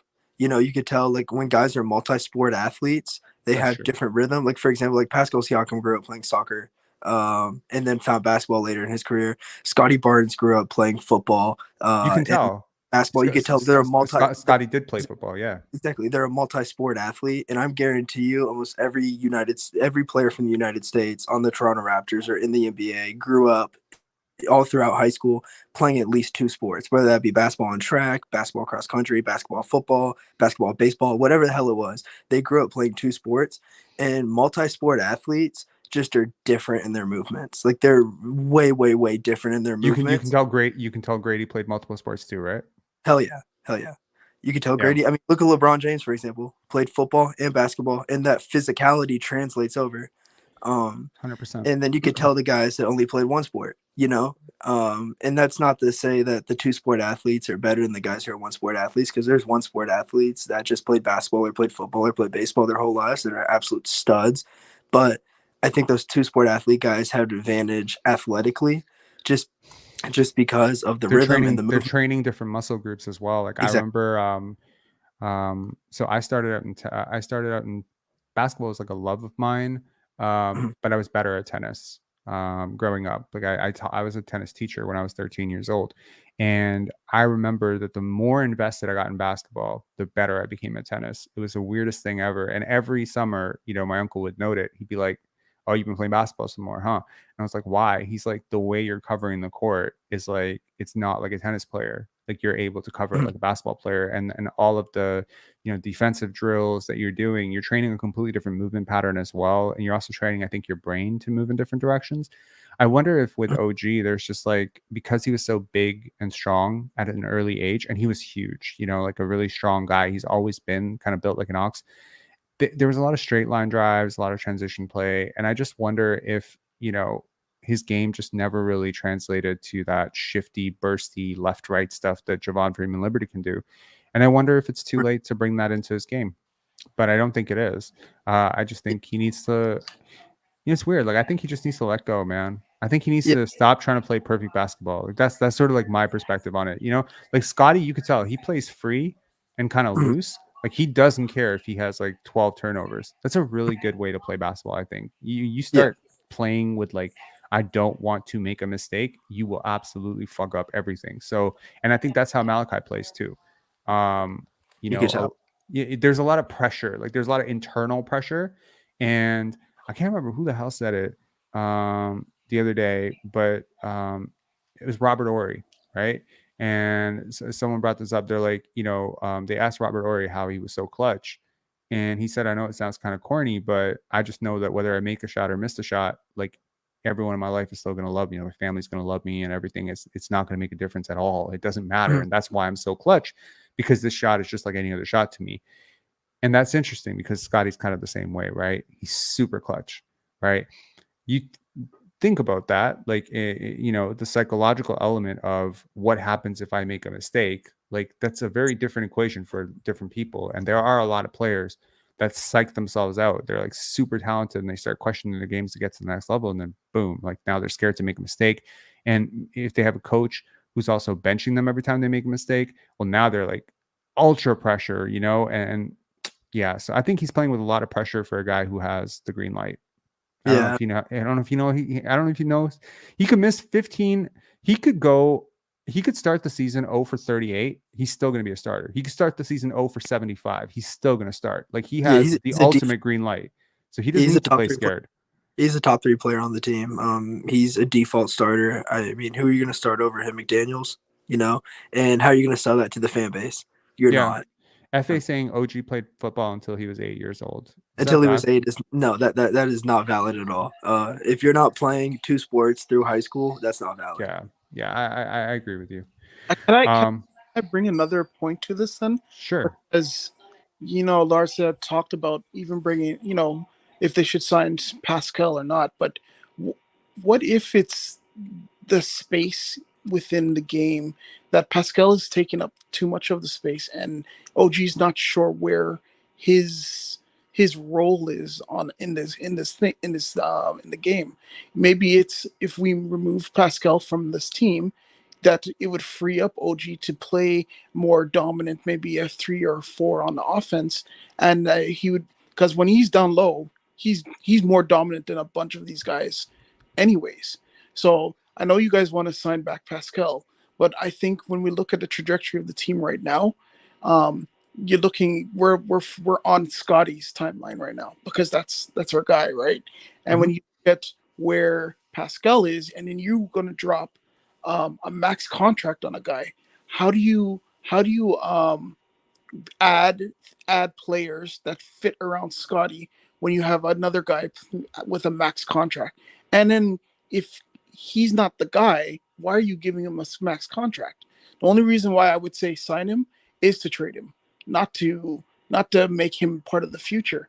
But if he's part of the future, then some of these moves that have been made, like you're going to need a point guard, you're going to need certain things in order for this to make sense. So it's like, why have them together, even if they do play well together? But I bet you with that same dynamic, OG would, with a little bit more freedom and knowing that he has the freedom to score, move the ball, put it on the deck, do his thing, maybe. And with Scottie's playmaking abilities, he'll find OG more, and then that space is moved up. So, what are your thoughts on that then? I mean, I think it's a fair point to say that these 3 players kind of are an awkward fit. I get that, and that argument has been made. In terms of, giving up one or the other, and you make a very coherent point, and I think it's a point that I made a lot last year, that OG is a little bit closer to Scottie's age, and so if you are building something around Scottie 2026, 2027 type of, timeline, then OG makes sense. I get that. Also worth noting though, like the peak of Pascal, and like we don't know what, like OG's also been way more injury prone. I think that's worth noting. Apart from the groin thing with Pascal and the shoulder thing, like he's been relatively injury free. People age at very different stages. Like some guys biologically, they might be 25, 26, but their body's much closer to 30. Some guys are closer to 30, but their body's a lot closer to 26. You don't want to rush to this guy's definitively more on Scotty's timeline, because to be honest, my biggest concern with Pascal was, is he willing to buy in? Now, he has so far. Granted, it's preseason. None of these stats count for shit. Maybe I'm too early on this, and he's just going to revert back to holding the ball and trying to pound. But I actually, even last year, never really felt he was selfish. I felt he was misguided. And when the team started to lose, you saw him like really make an effort to try to move off the ball a little bit more, even last year, even when Nick Nurse was insisting that he hold the ball. What do you do when your coach, assistant coach, Rico Hines, everyone is telling you your team's only hope? You're getting a different message from him right now. I think you should not take for granted how good a player he is, because for all the shit that people say about he's not top 20, yeah, maybe he's not a top 20 player, and that's fine, but he is definitely a top 30 player, 100%. And you don't know if O.G Anunoby or Scottie Barnes is going to be a top 30 player. Let me just keep that balanced. I think Scottie's going to be a top 30 player. I think he's going to be a top 10 player. But until we see that, like, I understand what you're saying too, but 29 and 30 is not that old. He hasn't played a lot of basketball. He might be really, really good for the next 3-4 years, especially if he can shoot. If he can figure that jump shot out and shoot it comfortably, even at 34%, and his playmaking at his size, this is not something that grows on trees, man. Yeah, two-time All NBA. I mean, this is a career. This is a career that may be Springfield bound.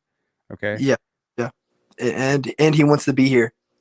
He wants to be here. He is a top. I think he's top 20 in my opinion. Top 20, top 25, top 30 guy that wants to be in Toronto. He wants to be here. You know, like how many other than Kyle Lowry and DeMar DeRozan, how many other guys that were top 25, top 30 at a point in their career wanted to be in Toronto? Vince. But Vince wanted out at a certain point. Vince wanted out because of the franchise. Vince did not want out because of Toronto. I think we can. Here's the thing. True that. Fair enough. Like, full disclaimer, Lane, you are American. Full disclosure, I am also American. So I just want I do live in Toronto, just for anyone who doesn't, which is why I say Toronto and not Toronto, Lane. but I do want to point out that part of my mission is to get rid of this mentality of no one wants to play in Toronto, because first of all, who the fuck doesn't want to play in Toronto? Grady Dick was a former, Gatorade basketball player of the year. He's elated to be here. Scottie Barnes, McDonald's All-American, elated to be here. His family loves it. His trainer loves it. Everybody loves it. Bro, when you consider all the possible options of places you could play in the NBA, Toronto is definitively in the top 5 to top 6 for most teams. You're not competing with LA. You're not competing with New York. You're not competing with Miami. But find me the 4th team. It's probably Phoenix or Toronto. It's not that far off. And I wouldn't want to play for the Knicks. I'm not going to play for the Brooklyn Nets with Ben Simmons and their ownership, and I don't want to play for the Clippers with all their shit going on. So really, it's like, who are we competing against? We're playing. You rather play in San Antonio because you like the weather a little bit better, bro? Like, come on, no, the river dance thing. Right. So that's what I'm saying. We can. So I just want to. I mean, like, it's the Masai Ujiri message of believe in yourself, believe in your city. As opposed to, well, this guy wants to be here, so we should love him. I am saying there's a lot of other reasons to appreciate Pascal Siakam, but I don't want to jump into but he wants to be here and other people don't want to be here thing, because I think that builds a defensive mindset, whereas I would rather build an offensive mindset about this and just say we should try to build the type of place that people actually want to come, because we don't know what Giannis is going to want to do in 2-3 years. We don't know that. We don't know what Shai Gilgeous-Alexander is going to want to do in 2-3 years when he's a free agent. We don't know what Luka is going to want to do. We don't know what Nikola Jokic is going to do. This league is going increasingly international. There's a reason why Pascal Siakam wants to be here. It's an international team. It's a place he's comfortable. He's welcomed here. He likes his teammates. So, look, I get what you're saying. I went on a bit of a sidebar there because I just want people to get out of this nobody wants to play in Toronto thing. It's not true.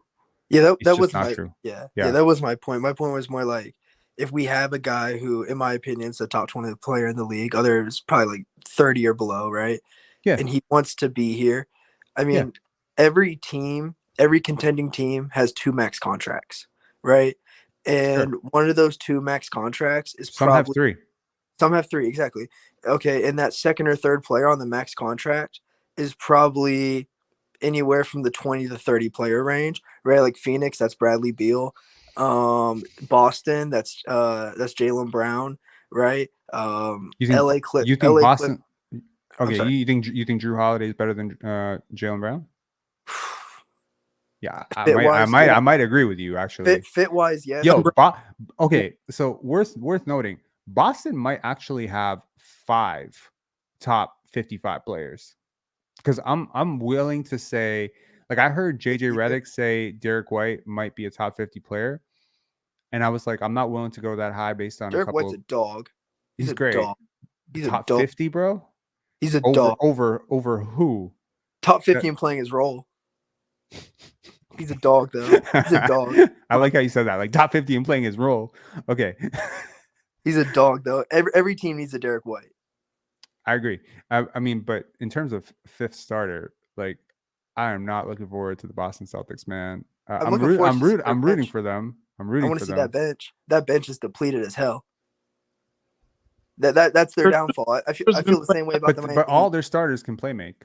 No, for all sure. of them. No, for so sure. you could just stagger it a little bit. You don't have to, you don't have to do one for one, and and then quit sleeping on my man Delano Banton. He's gonna do some great things in Boston. Oh gosh, yeah, 5 turnovers a game. I bet. Can't wait to see it. Yup. I mean, yeah. I think, generally speaking, team construction, it doesn't matter if your top guy is not exceeding the value of the contract, because right now Giannis is on a max contract, but if you remove the cap restriction, what would he actually get? I think that's the fair value of the discount on maybe 120, 180, 250. Like he would, it would be a boundless, free for all between ownership groups trying to pay this guy what the Saudi Arabian team is trying to pay those guys, because that's the truth. Guys like Nikola Jokic are not max players. They're not super max players. They're like, you could dump your whole team's salary on those guys. Like, basketball is so weird because unlike in baseball and unlike in football and unlike basically any other team sport, one guy can make the biggest difference. I think, like, among all the sports that I've looked at from a purely data analytical point of view, I think probably basketball is the one where one player can effectively change the game the most. I wonder what's number 2. Is it hockey? I would say football. Honestly, I would say baseball. Baseball. From a pitching perspective, if you have a dominant starter, you can keep your team in the game. I wouldn't say position player wise, but I'd say pitching wise, baseball. I would say the most important position in all sports, though, is quarterback. If you don't have a good quarterback, you're not going anywhere. If you don't have a top 10 quarterback in the league, you're not sniffing. Is that where you were about to go, Andre? Yeah, because quarterback, if you put any top 10, like you said, quarterback on almost any team, that team is instantly at least 2 or 3 more wins better. Yeah, for sure. That's for sure. Yeah, for sure. That's interesting. Yeah, I mean, but it's just like when I see what Michael Jordan did, right? Or Magic, or Hakeem, LeBron, or Tim Duncan, LeBron in 2018, 2016, man, that was 20. great. Yeah, like, I mean, any one of those players, I'm just like, what this player is doing both offensively and defensively is worth like 4 stars. So how do you compensate that in a league with a max cap? So that's what I'm like, okay, so if you have a Steph, Clay, Draymond, well, those are your 3 max slots or near max slots, because Draymond's been like close-ish, right? Okay, but if you remove Steph and make him another Clay, you have no championships. If you had Clay plus Draymond, let's say this is a 2K simulation, you had 2 Clays and a Draymond, you got no championships right now. None. 0. Okay, right? But from your perspective there, like when you say you matched up with Siakam, so where would Siakam be in this? Because I'm like, if I'm going to give Siakam a max contract, he has to be one of my top players or whatnot. But does Siakam really? Isn't he? Still? Yeah, he's not one of your top players. He is right now, but that's not the trajectory of the team right now. We're rebuilding or retooling. So why With Dennis Schroder and Jakob Pertl, I hate to break it to you, I don't think you're rebuilding at all. Dennis If Yeah, you wanted to and no draft pick. yeah, we traded our first round pick. This team's trying to win. Yeah, they're trying to win. Like they're Yeah. trying to build a new culture. So Yeah. Schroeder is not a starting point guard in this league, man. I agree with you. I'm A point- 100% with you on So then that. how could we say we're trying to win here? Well, if what you- were your other options? Your other Yeah. option was Gabe Vincent, who is even worse, in my Yeah. opinion.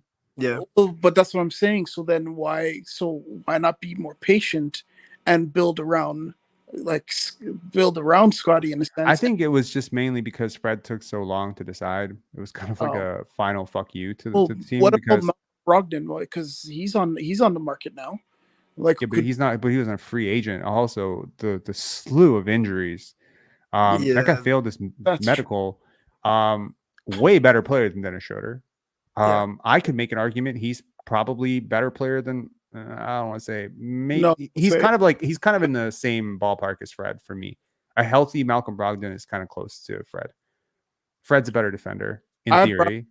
I'd rather him. And I know everyone's been saying Jeff Downton's whatever, but Jeff Downton, the way he commands the court and keeps people in check, like I'd rather that type of point guard playing with us than someone like I Flynn. would too. And I think like, they're just going to let Jeff walk out the door because they don't want to cut anybody and, maybe cutting somebody at this point. It's very unheard of actually to waive a guaranteed contract to make room for a guy like this. And this is just unfortunately the politics of the NBA, because Jeff was an undrafted dude, right? And I have a lot more empathy for guys like Siakam and Van Vliet for having to work up through the bullshit and get past it to the point where they're still dealing with it. You know what I mean? Like Fred wasn't an All-American. He wasn't a top AAU guy. He wasn't like, you know what I mean? Like that early hype, it really primes people for what to expect from you. So when you deviate from that path any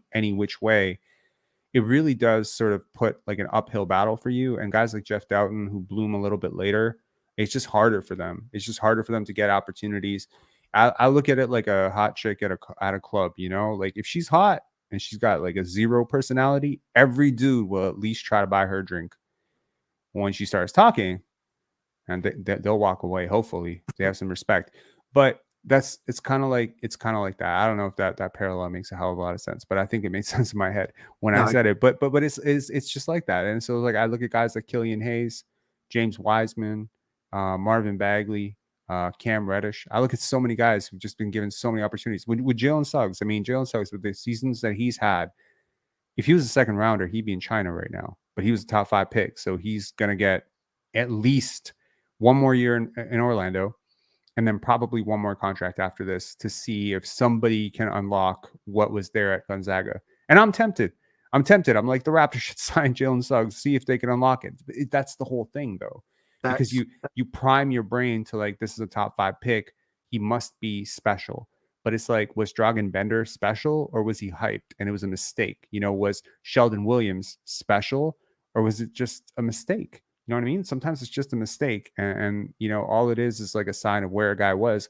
And I think if anything else, you look at some of these guys who've kind of come up late, like a Chris Middleton, guys like this, Fred VanVleet, Pascal Siakam, who bloom a little bit later. That to me is like a much surer sign for me about your work ethic and your commitment and your mindset that you're able to overcome that lack of opportunity early on and still persist when people are telling you it's impossible and no one is giving you any leeway, right? Like that was Chris Boucher's sort of I wish the Raptors had like a mediator last year, like a coach or someone who could sit Scottie and the young kids down on one side and Pascal and Fred on the other side and be like, here's why you guys don't understand each other. This one thing. And that one thing is guys like Fred and Pascal, they can't really see a kid come in at 20, 21 and just be given opportunities. It irks them the wrong way because those opportunities were the same opportunities that were being given to guys ahead of them, like Scala, Bissier, and guys like that, right? All those All-American slots, all those scholarship offers. Like you develop a bit of a chip on your shoulder when you're constantly underrated your whole life. And then from the perspective of, the young guy who is the All-American guy, you also have to realize when you are a late bloomer that this guy also has at this point greater potential than you did at the same age, and that's worth nurturing. And that's what Chris Boucher talks about. He said, I've learned that when a high lottery guy like Scottie comes in, there's going to be slightly different rules for him. And that's probably because even though you can't see it right now, he has greater potential than you, and you have to get okay with that. But at times last year, the Raptors weren't okay with that. They wanted Scottie to earn his way the way Chris Boucher earned his way. And that felt imbalanced, It's a strange thing, but I get it. For sure. Yeah. You see it all over every level of sports, high school, college, pro, shit, even middle school. Every single level, everyone wants to earn their stripes a different way, right? Like kids will transfer in from different high schools and immediately get a starting job of whatever position they're transferring in for. Like in Ohio, high school football is huge. And there's kids that literally transfer from school to school to play quarterback, and they'll just immediately get the starting job. And it's absolutely acidine and insane. But doesn't it kind of strike you as weird that a guy like, say, Josh Primo, right? Before the draft, Josh was not scheduled to be a top 15. He wasn't scheduled to be a top 20 pick, right? The Spurs reached massively. It's the same thing with Zaire Williams, right? Zaire Williams probably mocked in the late 20s, but he rises. He goes 10 to Memphis. These guys get pegged as lottery picks forever. So right now, I wonder if another player who was picked 40th had done what Josh Primo had done. I'm not making any assessments or judgments because I wasn't there. But allegedly what he did, if proven, would they get a chance in the NBA? Would they catch a two-way with the Clippers? Hell no. Not a chance. So just one moment, you know what I mean? Like you change everything about that player's trajectory for the next 3 years. It's crazy. I mean, look at Miles Bridges right now. And someone's still going to give him a chance. If he manages to get better jail time, he'll still get a chance. He did. He's on the Hornets roster. He's playing opening night. He's arrested again, isn't he? Miles Bridges? No, he's playing opening night. Oh, he just got arrested. Didn't he just get arrested again? Got arrested again.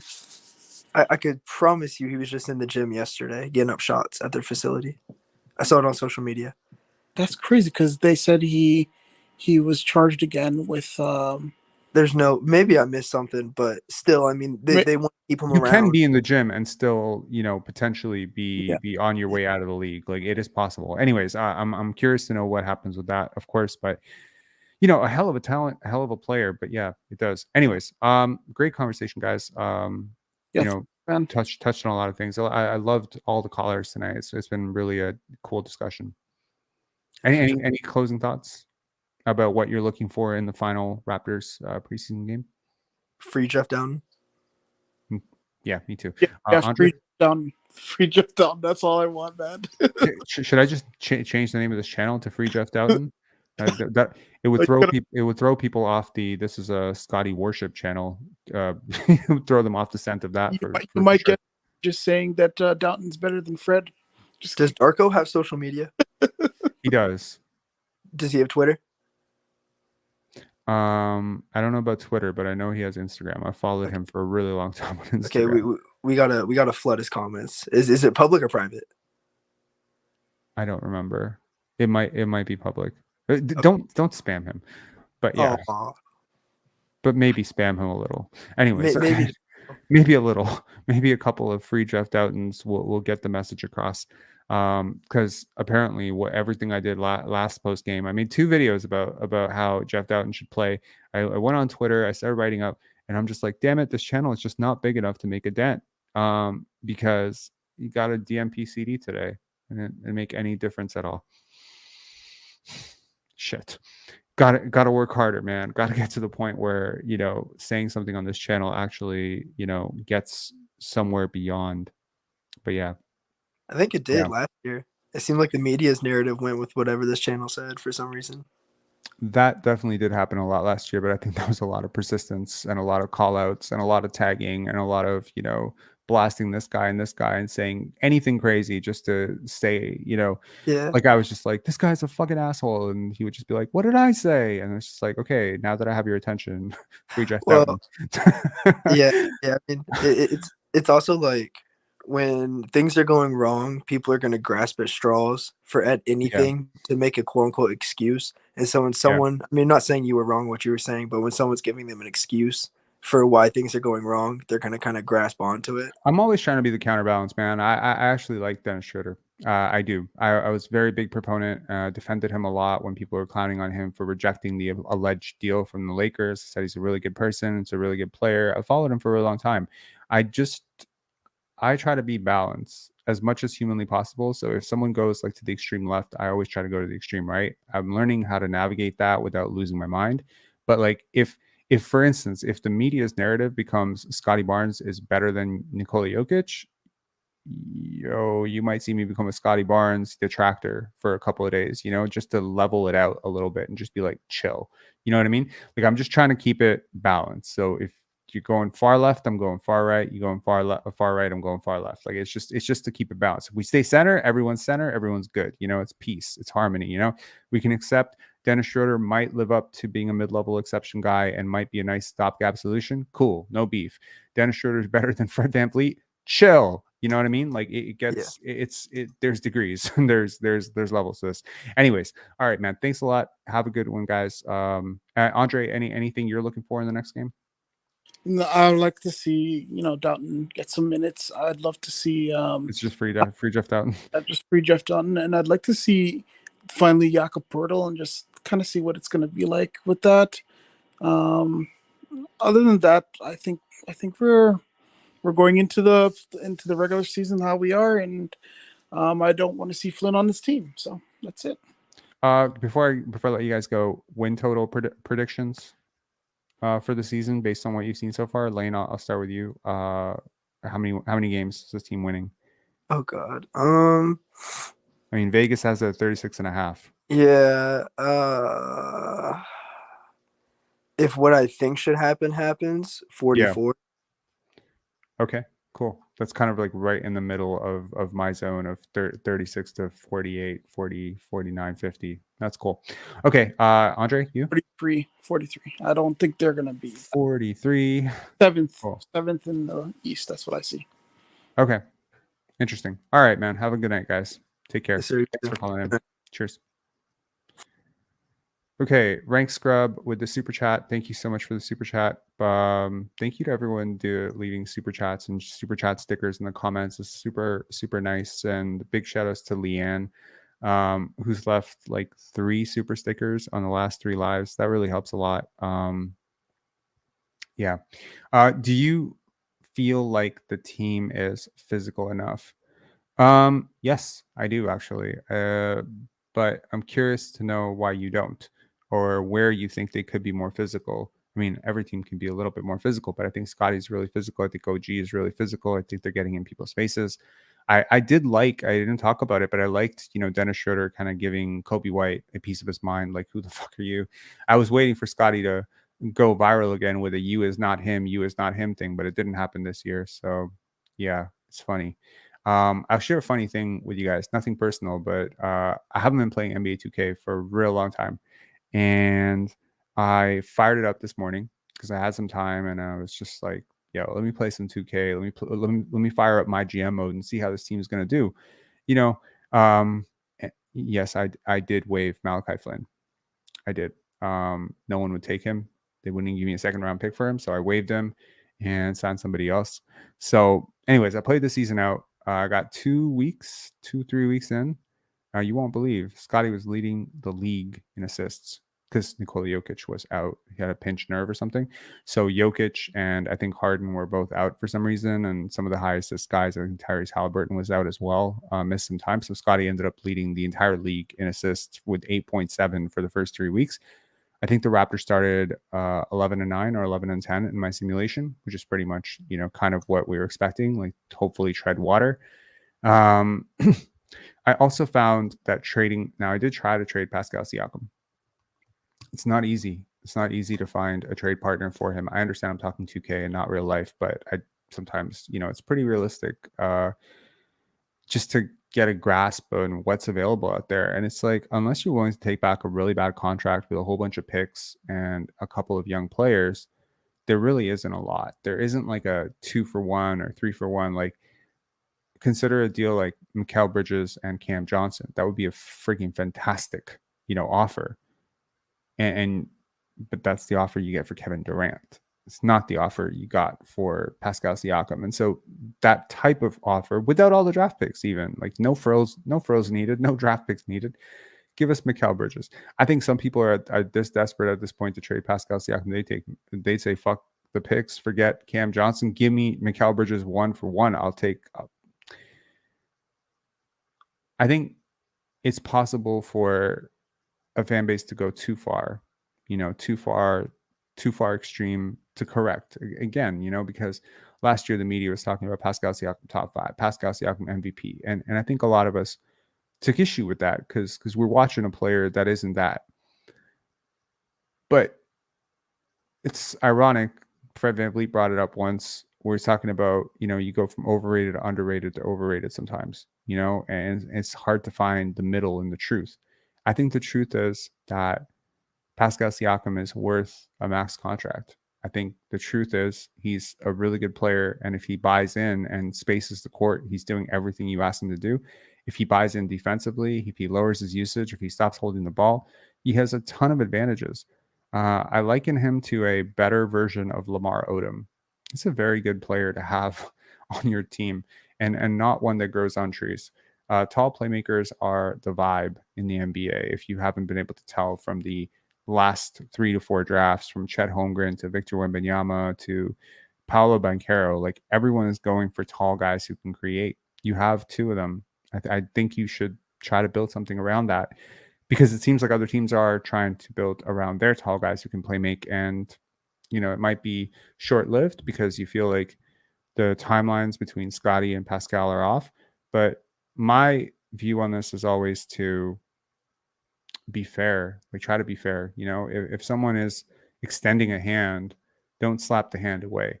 I think Pascal Siakam could have gone one of 2 ways with his approach to the season. He could say, fuck everybody. They tried to trade me. They're not offering me contention. They're not offering me, a contract. I'm just going to burn myself out and be a pariah. Instead, he's leading and he's buying in and he's doing what they asked him to do. And he apparently allegedly wants to stay. And I think if you've ever questioned his game, I think those questions are valid because, all the clutch performance and all that stuff is still there. Those questions are still there. But if you've ever questioned the character of the guy or wondered if he's selfish or if he's a bad teammate or if he, just is about himself, I think those questions, if you've had them, should be answered, because I think when people show you who they are, believe them. Right. And I think he's showing you right now that he's a person who buys into team. He's a person who is willing to do things that are uncomfortable for the betterment of the group. And yeah, I think you should not forget everything that's happened over the last 3 years, of course, but you should also give people a chance when they're trying to make amends or do the right thing. Like, you don't know what those conversations with him and Nick Nurse were like. You don't know if Nick Nurse was like, I'm gonna put the ball in your hands and you're just gonna pound the ball and look for you don't know if that was the offense. So, and neither do I, frankly. So I'm seeing a guy who's willing to buy in. I'm seeing a guy who's buying in on defense, taking the shots that I want him to take. This is exactly what I begged for him to play like last year. What am I going to do? Well, I'm going to sit here and be like, well, I was critical of Pascal Siakam last year, so I'm going to keep being critical this year to be consistent. No, man, that's not actually the consistency. The consistency is not hating on Pascal Siakam. The consistency is hating on the way that he was playing last year. And he's not playing that way anymore. So let's chill. Anyways, make sure to hit like, subscribe, and yeah, I hope Jeff Doughton gets some minutes, man. I just want Jeff to play, bro. Like I just feel bad. I feel so bad because it's one thing when there's a couple guys ahead of you that are just better than you, and it's just like, damn it, that's the luck of the draw, That's the NBA. You like the guy, but he's not talented enough, and you feel bad in those situations. But it's a totally different situation when the guys ahead of you are actually not really that much better than you, if at all better than you, and you're still about to get cut. Like, to me, maybe if he does get cut, which seems like the writing is on the wall that he will, maybe I'll devote like a video on this channel after he's cut to explain analytically and through film why he is a player that another team should look to sign. Because I don't know. I just, I really like this player. I think he's a really great teammate. He's been really supportive to some of my favorite players on the team. He's really, he's been really nice with us. Like, he's just a really good player, good teammate. Always celebrating, super hard worker. So wherever he ends up, whether it be here or whether it be somewhere else, I hope that his hoop dreams continue, his hoop journey continues, and I hope that he catches on with a great team and makes everyone here look stupid, man. Because honestly, like, at the end of the day, like, I'm rooting for him. Like, I'm a Raptor fan, but once you let him go, I'm a Jeff fan too. So that's like, just like I'm a Utah fan, not Utah, like Utah Watanabe. Like, I'm always going to want good things to happen for Utah Watanabe. I'm always going to want good things to happen for Justin Champagny. There's just certain guys where I'm just like, yeah, I'm always going to root for this dude. Armani Brooks, Sam Decker. Hate to tell you all this, Goran Dragic, still rooting for Goran Dragic. So yeah, there's certain guys like that where I'm just like, you may not be on the team that I root for, but you're definitely gonna be a person I root for. So anyways, 40 comments here. Jeez, I really wasn't. F Raptors, they cut my guy Banton. Well, there's another guy that you should just root for, right? And, playing at home is not for everybody, and it can add a lot of pressure to guys, and maybe it'd be a really good thing for him to be in Boston. I think they have a really stable culture. Yeah, being at home is a distraction, man. I used to remember the time where Raptors, the front office at the time kind of had a mandate in their own minds. They didn't want to bring Canadian kids here because there was so much pressure to play them. No, I'm not. But if he keeps playing like Fred, yeah. Jeff isn't playing because he's injured. That's not true. He played last game.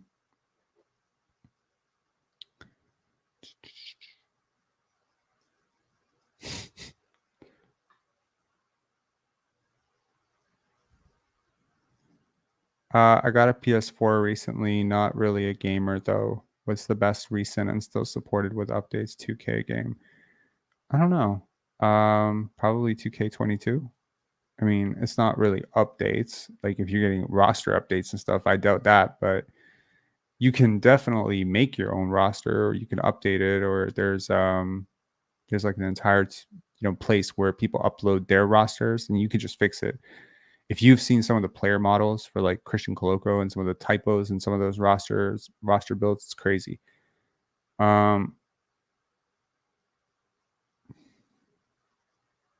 Anyways, y'all, take care. Make sure to hit subscribe. We are 2 weeks. 2 weeks. I think November 11th was the day where we got our first subscriber 2 years ago. And then we stuck around like 160 subs for like a year. It was like a really slow build. And then it was like June 2022 where we started to push off. And I think, if I recall correctly, it was like July 2022 where we had like 163 subscribers. So from July to July, we grew like 6,500 subscribers. It's crazy growth. And then we stopped. I stopped. I say I stopped. I just stopped like for the last 3 months. So it's time to get back to it. Got really big goals for this channel for sure. Want to do incredible things with it. Want to create like a really, I don't know, smarter basketball community, talking about different things than maybe other channels. Yeah, so let's keep going. Like, I can't wait to have some more time to go back into the actual videos, like the video creation stuff. I was thinking of like video ideas yesterday, and I was like, man, like, what about, like, here's an idea that I had, and if someone has the time, maybe just do it, just create it, and we could just call this open source. But I was thinking like doing game film where all the players are colored based on where they are on the court and where they move to in terms of how much of a threat they are. And so if a player is particularly in a disadvantageous place, they're just red. And as they move closer and closer to the place they're supposed to be on the court, they become orange. And then when they get to the place they're supposed to be, like if Jakob flashes across the paint with his hands up, he becomes green. Or if OG goes to the corner, he becomes green. So it's almost like using 2K mentality, but in real game film. And I thought that would be really interesting to see which players are consistently red. Like which players are consistently in a place where it's hurting your offense, hurting your spacing. Because yeah, I'm really big on spacing, man. I think like I could write a book on spacing at this point, and I've been preaching it. Like, and that's actually weirdly enough, even though he can't really shoot super well right now, it's actually why I really like Scottie Barnes, is because he creates so much space with his passing, his angles, his wide shoulders, and his post moves and weird stuff. Like he's creating and erasing space in all the right places, and I think you just need 4 more players who can do that with him. And you can create pace. You can create space through shooting. You can create it through strength. You can create it through scoring. You can create it through passing. You can create it through screen setting, and you can create it through 5 out. You can create it through having really good shooters like Klay Thompson and Steph Curry and Damian Lillard and guys like this, 30 feet from the basket. You can create these angles. Basketball is a very simple game. I love every single time Scottie's talked about basketball, he always brings it down. He says it's a very simple game. It's a very simple game. And every time he says it, I laugh because it's like for most people, it's not a simple game. But for some, it is. And he's not wrong. It is a really simple game. If you get it, you get it. If you don't, I don't know. Let's keep talking about it. Anyways, have a good one, guys. Make sure to hit subscribe. Get us closer to 10,000 subscribers. When we get up to 10,000 subscribers, I'm going to set a new goal to 50,000, get up to 50,000, get up to 500,000. Let's just keep going. And then hopefully one day I can do the cool stuff like, I don't know, have Scottie Barnes on here, have Vince Carter on here, have, have Adam Silver on here. Like I would love to talk to everybody. That'd be cool. Anyways, take care, guys. Have a good one. Peace.